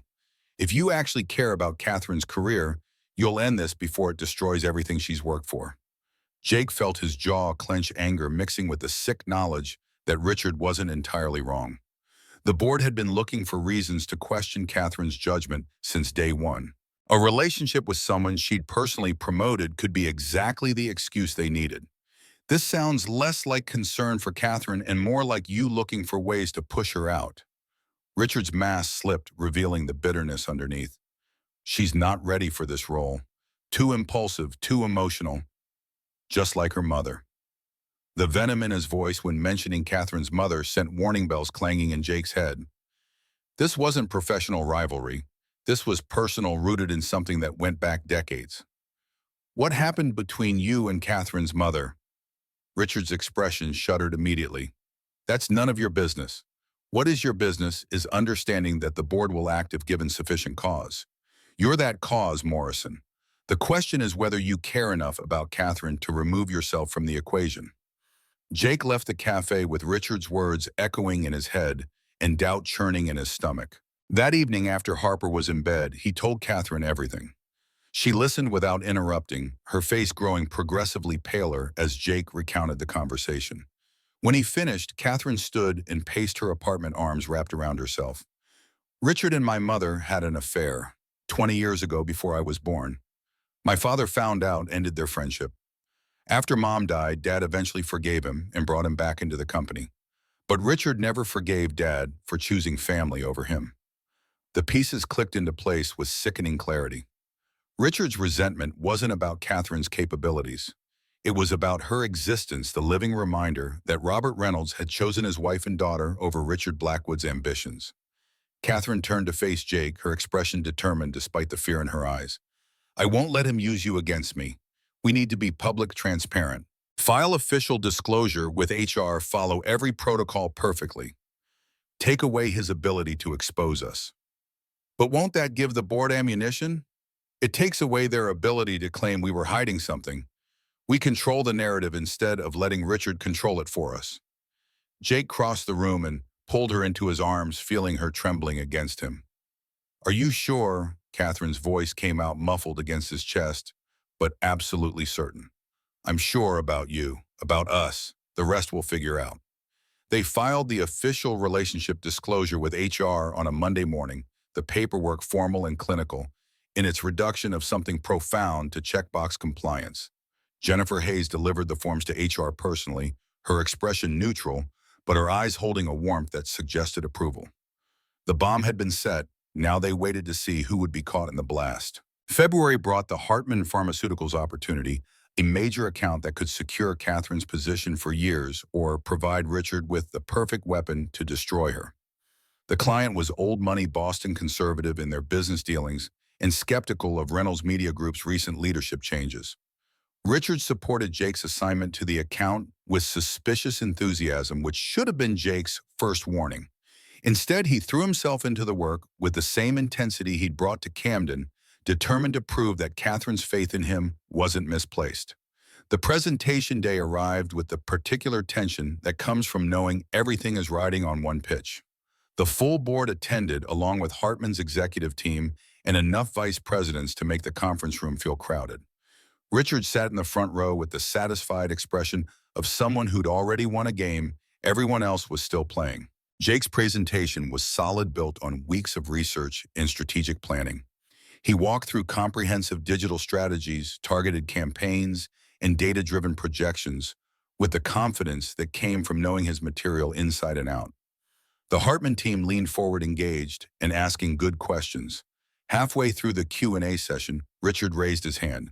Before we proceed, I feel obligated to disclose something relevant to this discussion. Jake Morrison is in a romantic relationship with our CEO, Catherine Reynolds. They've filed the appropriate paperwork, but I think our potential clients deserve to know they're evaluating work that was assigned under circumstances that could suggest favoritism. The room went silent. Every eye swiveled between Jake, Catherine, and Richard. The insinuation hung in the air, poison disguised as transparency. Jake felt his face flush with anger and humiliation. Hartman's CEO frowned, clearly uncomfortable with the direction this had taken. Is this true? Catherine stood before Jake could respond, her voice cool and professional, despite the fury Jake could see simmering beneath her composed exterior.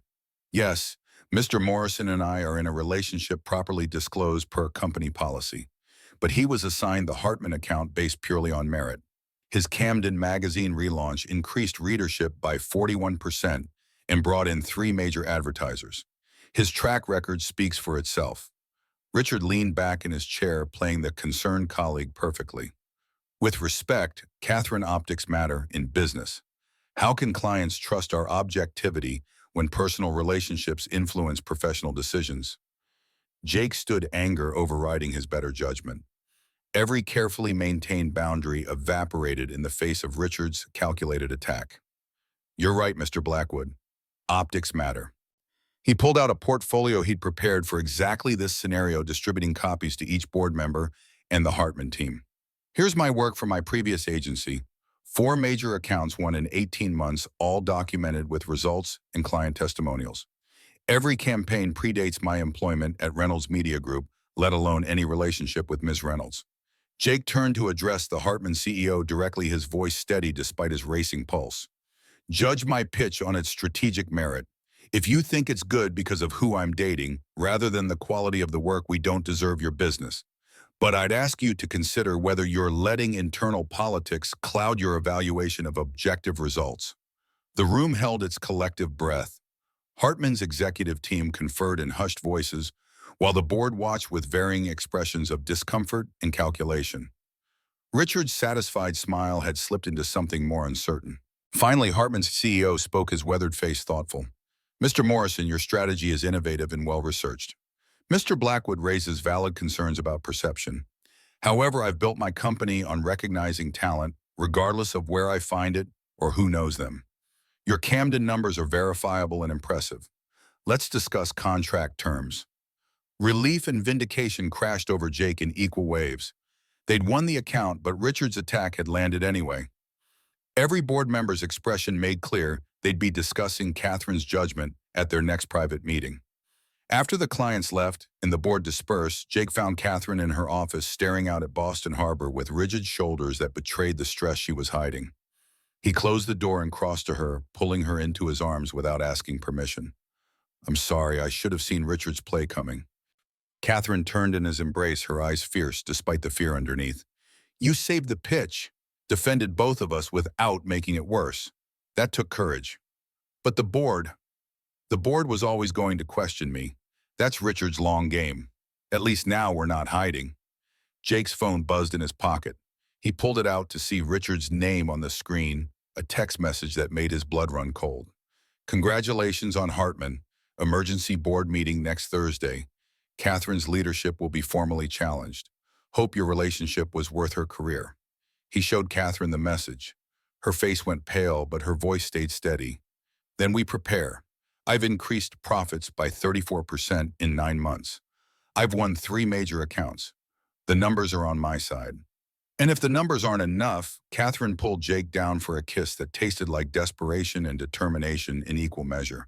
Then we fight anyway, because some things are worth fighting for even when the odds are bad. That night, Jake couldn't sleep. He lay in bed staring at the ceiling, while his mind constructed disaster scenarios. Catherine losing her position, the company destabilizing and the resulting chaos. Board purges that would eliminate everyone she'd hired, including him. Unemployment with medical bills still piling up, and Harper needing stability he couldn't provide. Connor's voice echoed in his memory. You honor Sarah by being a good father and a good man. But being a good father meant protecting Harper's future, and being a good man meant not destroying Catherine's career for a relationship that was barely 2 months old. Jake's phone buzzed with another text from Richard sent at 2 in the morning, like the man knew sleep would be impossible. Still time to do the right thing. End it cleanly. Save her career. Think about what matters. Jake deleted the message but couldn't delete the questions it raised. What did matter, love or security? The chance at happiness or the certainty of survival? Catherine's dreams or Harper's stability? The answer should have been simple. Instead, Jake watched dawn break over Boston and wondered if doing the right thing would require breaking his own heart before someone else did it for him. Jake spent the night after Richard's threat constructing and discarding plans, each one collapsing under the weight of variables he couldn't control. By dawn, exhaustion had burned through his anxiety enough to leave only clarity. He couldn't protect Catherine by walking away. He could only protect her by fighting back. He called Connor at 6 in the morning, knowing his best friend would be awake dealing with his own children's chaotic breakfast routines. Connor answered over the sound of cereal bowls clattering and siblings arguing about cartoon choices.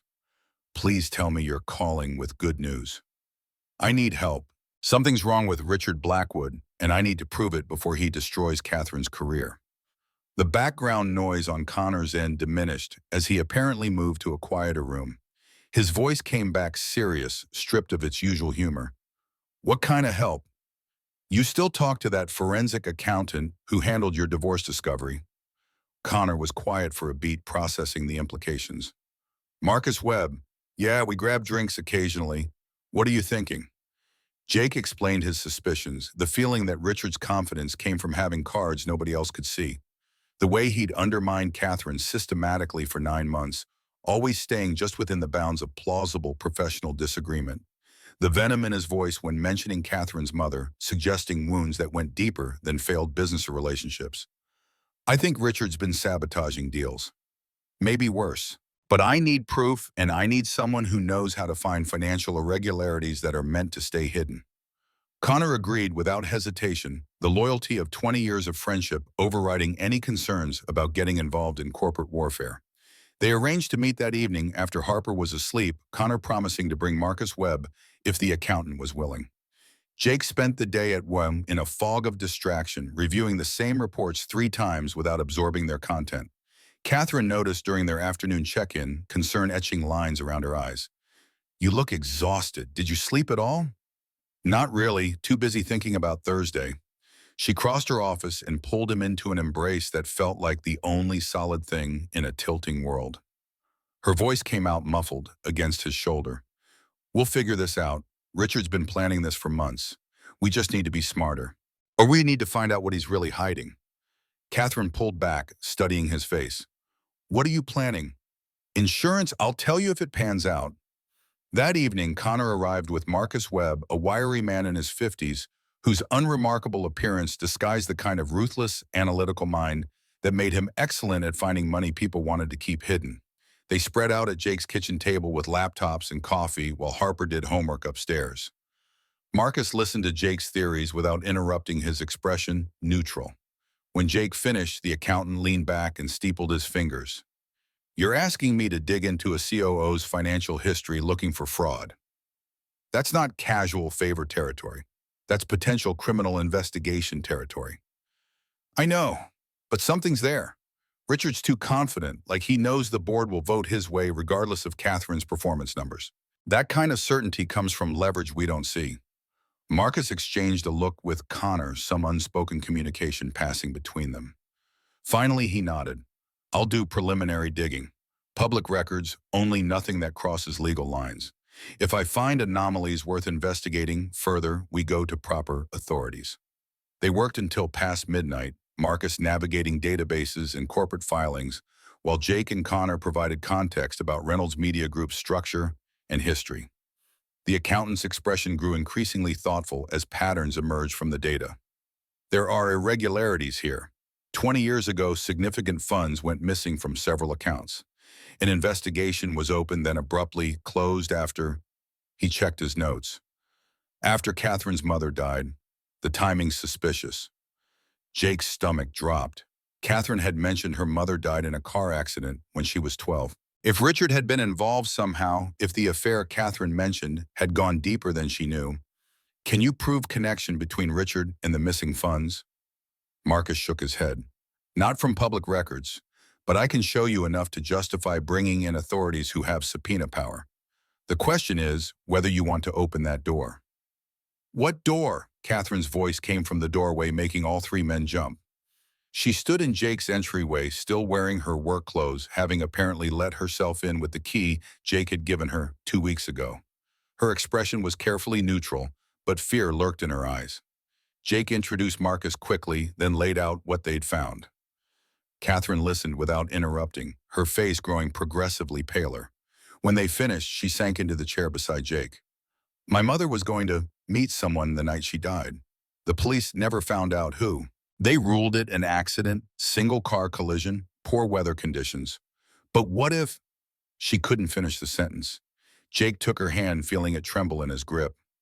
Marcus cleared his throat gently. If you want to pursue this, I know investigators who specialize in cold cases involving financial crime.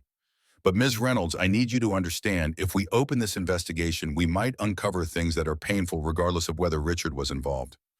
Catherine straightened her shoulders, determination replacing shock on her face. Do it. Whatever the truth is, I need to know. The investigation moved faster than Jake expected. Marcus connected them with a private investigator named Sarah Chen, no relation to his late wife, though the name made Jake's chest tight anyway. She'd worked financial fraud cases for the FBI before going private, and she approached the Reynolds case with methodical intensity. 3 days before the board meeting, she called Jake with news. He was at his desk pretending to work on quarterly projections when his phone buzzed. "I found something. Can you meet?" They gathered in a conference room at the investigator's office, Catherine taking emergency time away from work. Sarah Chen spread documents across the table with the precision of someone building an airtight case. Richard Blackwood and Catherine's mother, Elizabeth Reynolds, were having an affair 20 years ago. That part you knew. What you didn't know is they were embezzling together, siphoning funds through shell companies. Elizabeth kept meticulous records. I found them in storage units she'd rented under a maiden name. Catherine's hand found Jake's under the table, gripping tight enough to hurt. Sarah continued, her voice professionally gentle, despite the bombshell she was delivering. "Elizabeth's assistant from that period is still alive. I tracked her down in Florida. She was willing to talk once I explained the context." According to her testimony, Elizabeth planned to confess everything to Robert Reynolds 2 days before her death. She was going to implicate Richard in exchange for leniency. The words hung in the air, their implications too terrible to speak aloud. Catherine's face had gone white, but her voice stayed steady. "You're saying Richard killed my mother. I'm saying the evidence suggests he had motive and opportunity, and that the accident investigation was suspiciously brief. Whether we can prove murder versus manslaughter versus actual accident is a question for prosecutors. But I have enough to bring to the authorities." Jake felt Catherine trembling beside him, her composure cracking.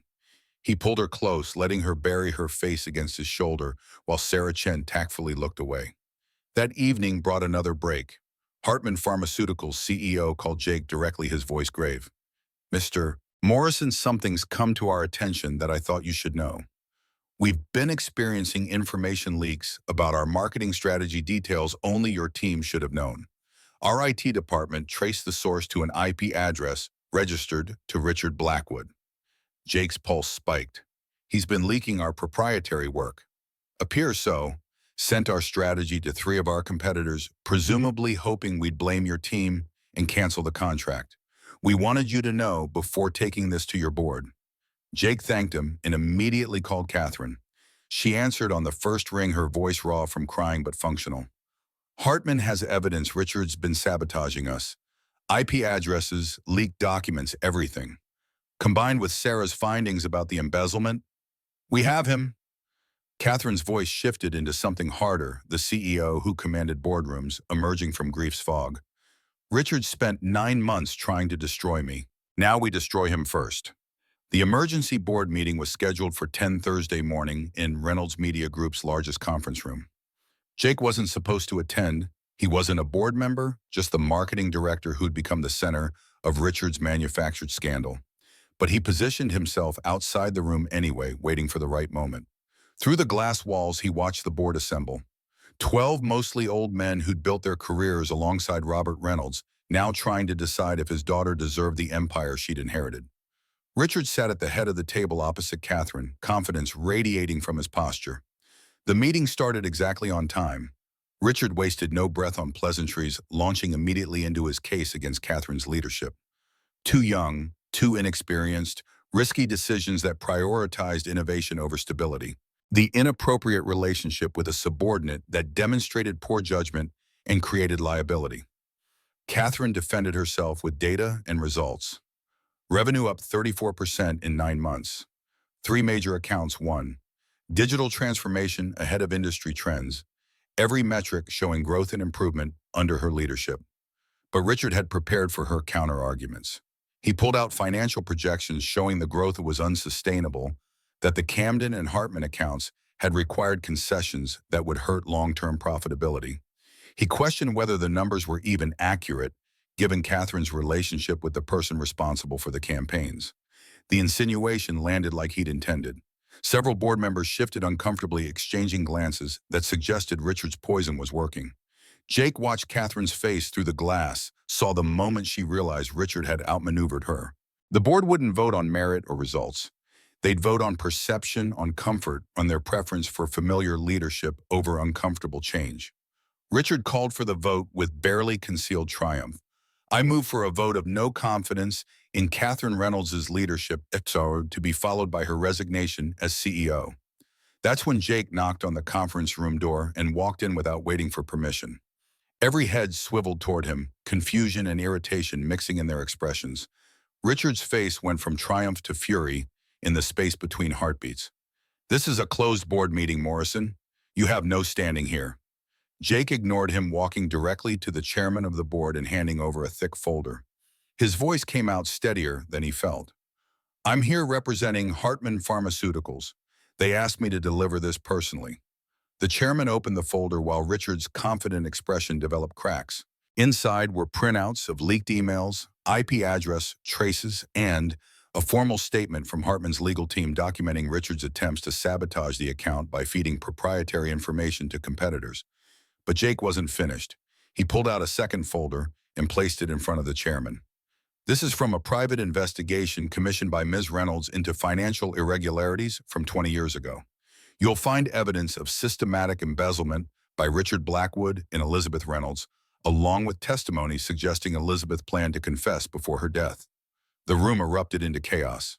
Board members grabbed for the folders, their faces shifting from confusion to shock to horror as they processed the evidence. Richard stood abruptly, his chair scraping across the floor. This is fabricated nonsense, a desperate attempt to deflect from Catherine's incompetence.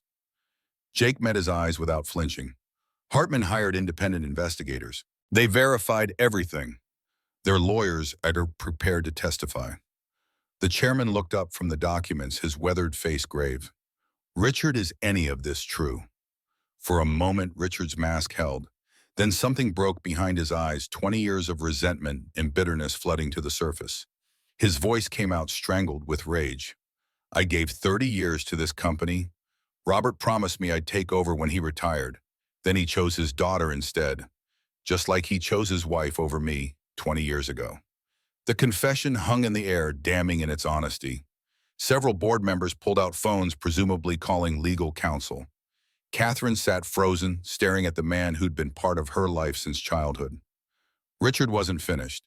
The dam had broken, and everything he'd kept hidden poured out in a torrent of self-justification. Elizabeth and I were building something together, a partnership, a future. Then she got scared, wanted to confess, threatened to implicate me to save herself. I couldn't let her destroy everything we'd worked for.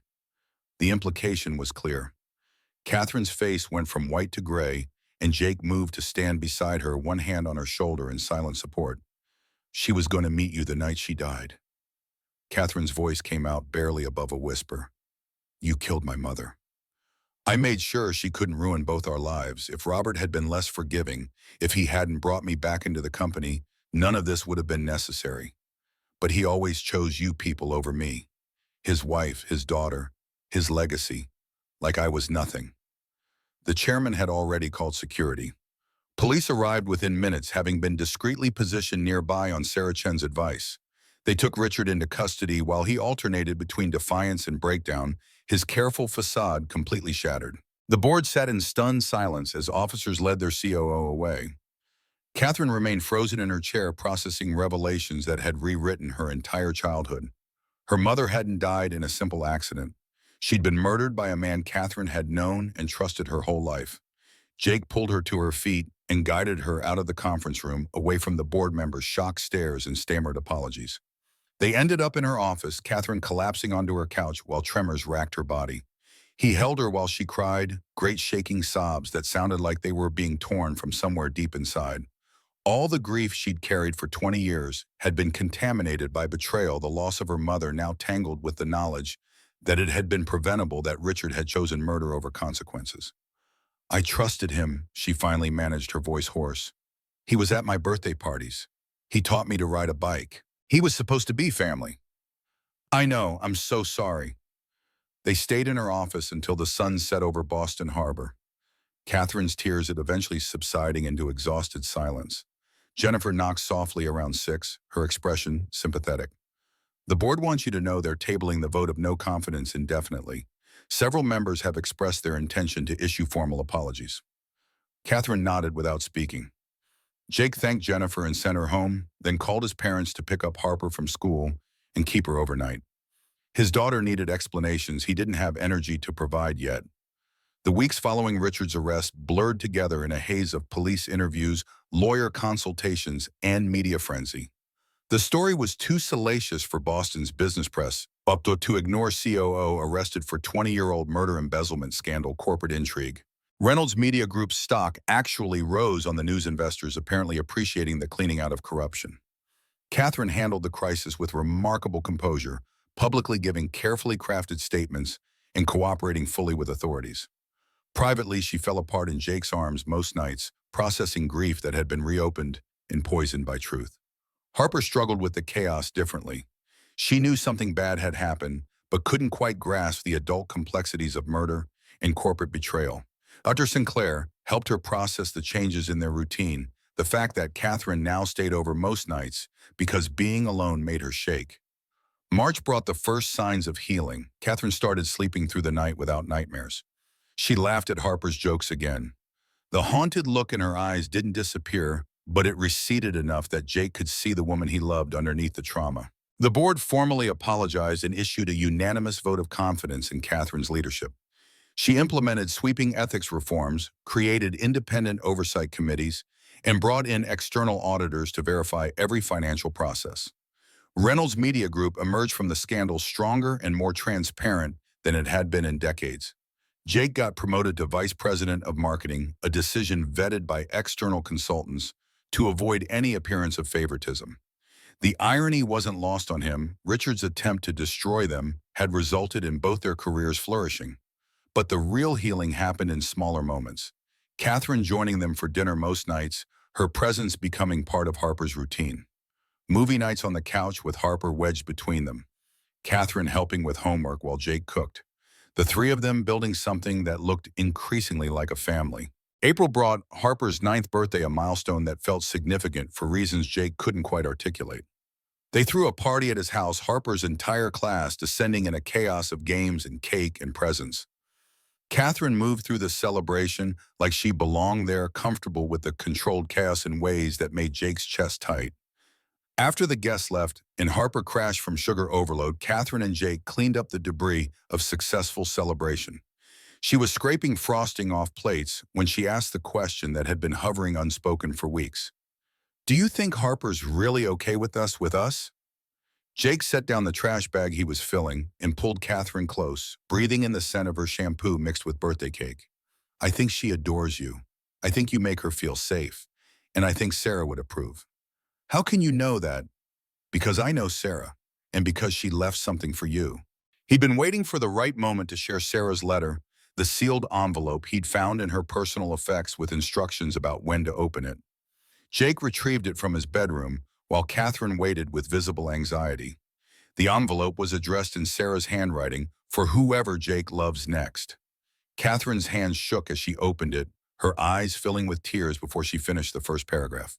Sarah's words were characteristically direct and generous, giving permission Catherine didn't know she needed. The letter acknowledged the strangeness of writing to someone she'd never meet, then laid out everything she wanted for Jake and Harper after she was gone. Someone kind, someone who would love Harper as fiercely as Sarah had, someone who understood that new love didn't erase old love, just added to it. The postscript made Catherine laugh through her tears. P.S. Jake's favorite flowers are actually daisies, not roses. Don't tell him I told you. They sat on Jake's couch, reading and rereading Sarah's blessing until Harper appeared in her pajamas, supposedly going to the bathroom, but clearly checking on them. She climbed onto the couch without asking permission, wedging herself between them, with the confidence of someone who knew she belonged there. "Are you sad? It's supposed to be a happy day." Catherine pulled Harper close, her voice thick with emotion. "Happy tears, sweetheart. Your mom wrote me a letter." Harper's eyes went wide. "Really? What did she say?" "She said I should take care of your dad and make sure he doesn't work too much, and that you're the most special girl in the world." Harper processed this with her characteristic seriousness, then asked the question with a simple 8-year-old logic. "So you're going to stay like forever stay?" Catherine and Jake exchanged a look over their daughter's head. He saw his own hope reflected in her eyes, the terrifying, wonderful possibility of forever. Would that be okay with you? Catherine asked gently. Only if I can call you something. Not Catherine anymore. It feels wrong now. Jake's heart started racing. They hadn't discussed this, hadn't prepared for Harper to broach the subject so directly. What would you like to call me? Harper's answer came without hesitation, like she'd been thinking about it for weeks and just waiting for permission to ask. Can I call you Mom, not instead of my real mom? Dr. Sinclair says I can have two moms, one in heaven and one here. Catherine's composure shattered completely. She pulled Harper into a fierce hug while tears streamed down her face, nodding because words were impossible. Jake wrapped his arms around both his girls, feeling something fundamental settle into place. A family wasn't about replacing what was lost. It was about choosing to love again, despite the risk about hearts being big enough to hold both grief and joy, memory and hope. The summer passed in a blur of work and domesticity, and slowly building towards something Jake couldn't quite name. Catherine essentially lived at his house now, her penthouse becoming a place she visited occasionally for clothes rather than where she actually existed. They fell into routines that felt permanent, Catherine making coffee while Jake got Harper ready for summer camp family dinners, followed by walks around the neighborhood, Harper's bedtime stories now a tag team effort. September arrived with the kind of perfect weather that made Boston bearable, warm days and cool nights that promised autumn without delivering it yet. Jake had been planning the proposal for weeks, orchestrating an elaborate evening at the restaurant where he and Catherine had their first real date. He'd coordinated with the staff, hired a photographer, even picked out a ring with Connor's help. Everything went wrong. Harper woke up that morning with a fever and stomach bug that derailed any plans involving leaving the house. The restaurant called to report a burst pipe had flooded their dining room. The photographer's car broke down on the highway. By evening, Jake was sitting on his couch in sweatpants, while Catherine brought soup for Harper and resignation for him. I had this whole plan, he admitted, watching Catherine settle beside him with the comfortable intimacy of 9 months together. Perfect proposal at a fancy restaurant, photographer to capture the moment. The works. Catherine laughed, the sound soft and genuine. And instead, you got food poisoning and burst pipes. Apparently, the universe has opinions about my romantic gestures. Harper emerged from her bedroom in her favorite pajamas, looking marginally less miserable than she had that morning. She flopped onto the couch between them with the dramatic exhaustion of someone who'd spent the day violently ill. Are you guys talking about mushy stuff? Dad was about to propose to me, but everything went wrong. Harper sat up straight, fever apparently forgotten in the face of this development. Wait, really? Like getting married propose? Jake felt his carefully planned moment slipping away, entirely replaced by chaos and sweatpants and a daughter who was supposed to be in bed. He started to suggest they talk about it later, when everything wasn't falling apart. Then he looked at Catherine, really looked at her. No makeup, hair in a messy ponytail, wearing the yoga pants she kept at his house. She was holding soup she'd brought for his sick daughter, sitting on a secondhand couch in the house that was too small and too cluttered and absolutely nothing like the penthouse she could afford. And she looked happy, genuinely completely happy. Something shifted in Jake's chest, clarity cutting through his anxiety about perfect moments and romantic gestures. This was the moment. Not despite the chaos, but because of it. Because Catherine had chosen them not when they were polished and impressive, but when they were messy and real and slightly disaster-prone. He slid off the couch and onto one knee on his living room floor, pulling the ring box from his pocket. Catherine's eyes went wide, one hand covering her mouth. Catherine Hartfield Reynolds, this wasn't how I planned this. I was going to give you champagne and roses and a photographer to capture everything perfectly. Instead, you're getting sweatpants and soup and a kid who might throw up again at any moment. Harper made an indignant noise but didn't interrupt. But that's actually perfect because this is who we are. We're messy and complicated, and nothing about us has been conventional from the beginning. That text message that started everything was the worst mistake I ever made, and somehow it led to the best thing in my life. He opened the ring box, revealing the simple platinum band with 3 small diamonds, one for each of them, the jeweler had suggested. You didn't just love me, you loved Harper. You honored Sarah's memory instead of being threatened by it. You made us a family when I didn't think I'd ever have one again. So I'm asking you here in my living room in our sweatpants, with our daughter as witness, will you marry me? Catherine was crying too hard to speak, nodding frantically while tears streamed down her face. She finally managed to choke out words. Yes, yes, 1,000 times yes. This moment is perfect because it's real, because it's us. Jake slipped the ring onto her finger and pulled her into a kiss, while Harper made exaggerated gagging noises from the couch. When they finally broke apart, Catherine turned to Harper with an expression of nervous hope. So you're really okay with this? With me marrying your dad? Harper answered with characteristic bluntness. Can I ask you something first? Anything. When you marry Daddy, can I officially call you Mom like all the time? The question hung in the air, weighted with everything Harper had lost and everything they'd built together. Catherine pulled the little girl into her lap, both of them crying now. Harper, I would be honored beyond words. But you know I'll never replace your first mom, right? I know, Doc Sinclair explained it really good. I can have two moms, one who gave birth to me and lives in heaven, and one who chose to love me even though she didn't have to. And you chose us, Mom. That makes you just as real. Jake wrapped his arms around both of them, feeling his heart expand to accommodate joy he hadn't thought possible 3 years ago. A family forged through loss and choice, and accidental text messages bound together by something stronger than biology or obligation. The engagement party happened 2 weeks later at Connor's house, a casual backyard barbecue that felt more authentic than any formal celebration. Harper appointed herself official announcement maker, dragging everyone's attention with 8-year-old authority to proclaim that her dad and her mom were getting married, and everyone should be very excited about it. Catherine's father, Robert, made his first public appearance since his stroke, moving slowly but smiling genuinely as he pulled Jake aside. Take care of her. She's stronger than she knows, but she's been carrying weight alone for too long. I will. We both will. Robert's eyes grew distant, grief shadowing his features. I should have protected Elizabeth better. Should have seen what Richard was capable of. Jake didn't have words adequate to that kind of regret, so he simply gripped the older man's shoulder in silent understanding. Some wounds didn't heal, just became part of the landscape you learned to navigate. The wedding was planned for November, exactly 14 months after Jake's catastrophic text message.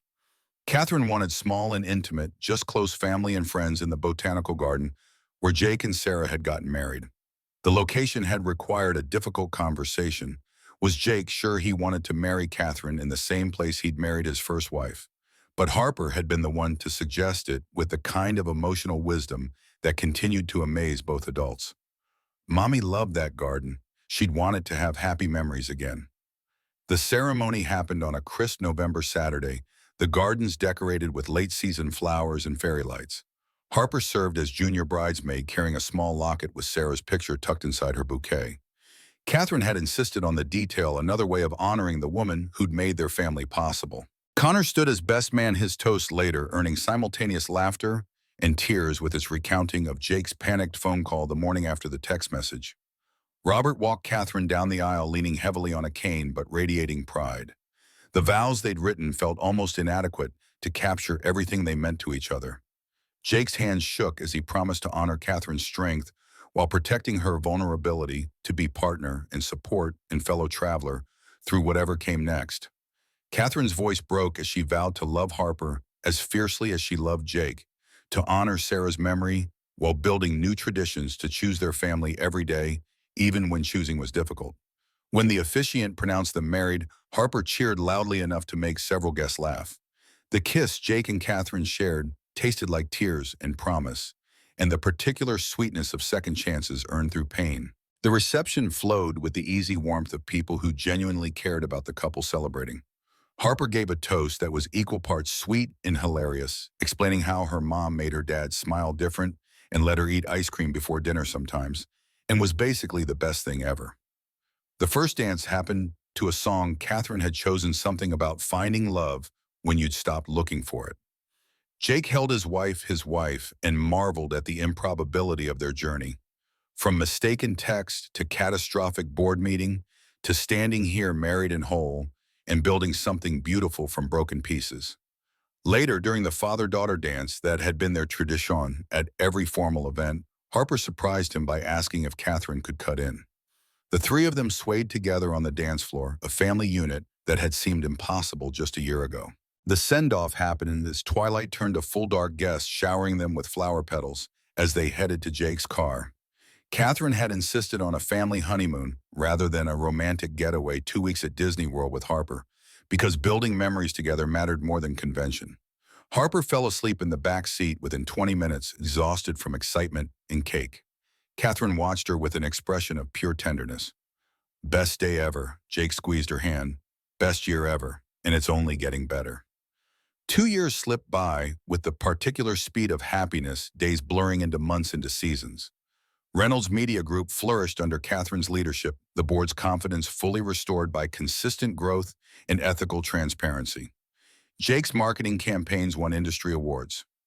Harper thrived in fifth grade, her anxiety managed, and her confidence growing. The pregnancy announcement came as a surprise to everyone, including Catherine, who'd been so focused on building her career that motherhood had remained theoretical rather than planned.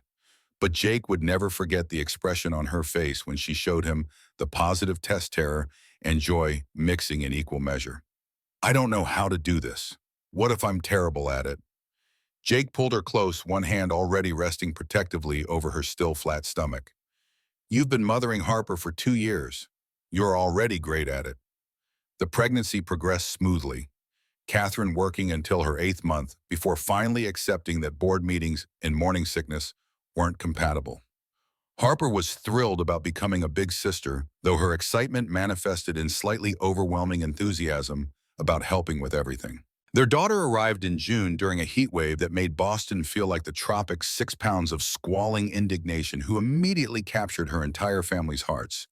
They named her Emma, not after anyone in particular, just because Catherine had always loved the name, and Harper approved of the choice. The November afternoon, 2 years after their wedding, found Jake working from home while Harper did homework at the kitchen table. The house felt comfortably chaotic, toys scattered, and dishes in the sink, and all the evidence of a life fully lived. The baby monitor crackled with the sound of Catherine singing a lullaby, her voice soft and slightly off-key. Jake climbed the stairs to find his wife in the nursery rocking their 6-month-old daughter, while late afternoon light streamed through the windows. Emma had finally surrendered to sleep after fighting her nap for an hour. Catherine looked up as Jake entered, exhaustion and contentment mixing on her face. She's down. Finally. He crossed the room and kissed his wife gently, careful not to wake the baby. You're amazing. I'm exhausted. There's a difference. But she was smiling, the kind of genuine happiness that came from purpose and connection and family. Jake thought about the journey that had brought them here, the catastrophic text message, Richard's betrayal, the board meeting that almost destroyed everything, Harper's tentative acceptance growing into fierce love. Sometimes life's biggest mistakes led to its greatest blessings. Sometimes hearts broken by loss could heal and expand to hold new love. Sometimes families were built not through biology alone, but through choice and courage and commitment to loving, even when love felt impossible. The photo wall in their hallway told the story better than words ever could. Sarah's picture held a place of honor, the first image anyone saw when entering. Then came photos of Jake and Harper in those dark early years. Catherine's first appearance during the Christmas tree decorating, the engagement on their living room floor, the wedding in the botanical garden, Harper's school performances, and Catherine's business achievements, and Emma's first moments. Each photograph a moment captured a memory, preserved a piece of the improbable journey that had brought them from grief and loneliness to this, a family built on foundation of loss but defined by love. Jake carefully took Emma from Catherine's arms and settled his sleeping daughter into her crib. The baby's face was peaceful, completely unaware of how much love surrounded her, how many people had fought to build the family she'd been born into. Harper appeared in the doorway, backpack slung over one shoulder. Dad, can you help with my math homework? It's fractions and they make no sense. In a minute, sweetheart. Catherine stood and stretched her hand, finding Jake's naturally. They stood together, watching their daughters, one asleep, one impatient and feeling the weight of gratitude for second chances, in text messages sent to wrong numbers, and the courage to choose love even when it seemed impossible. What are you thinking? Catherine asked softly. Jake pulled her close, breathing in the scent that had become home. I'm thinking about how I almost deleted that text message, how close I came to never sending it at all. Best mistake you ever made. Best mistake we ever made, he corrected, kissing her temple. Together. They walked downstairs hand in hand to help a Harper with fractions and start dinner and navigate the beautiful ordinary chaos of family life. The journey from that September morning in his car to this November afternoon had been anything but straightforward, marked by tragedy and triumph, loss and discovery, endings and beginnings. But standing in his kitchen, watching Catherine explain fractions to Harper, while Emma's soft breathing filtered through the baby monitor, Jake understood something fundamental about the architecture of happiness. It wasn't built on perfection or ease or the absence of pain. It was constructed from resilience and choice, from the willingness to love again after loss, from the courage to believe that broken hearts could heal and broken families could be rebuilt into something stronger than before. The text message that started everything was framed on their bedroom wall, now a reminder that sometimes fate disguised itself as human error. Sometimes the worst moments led to the best outcomes. Sometimes you just needed to be brave enough to face your mistakes instead of running from them. And sometimes, if you were very lucky, those mistakes led you exactly where you needed to be.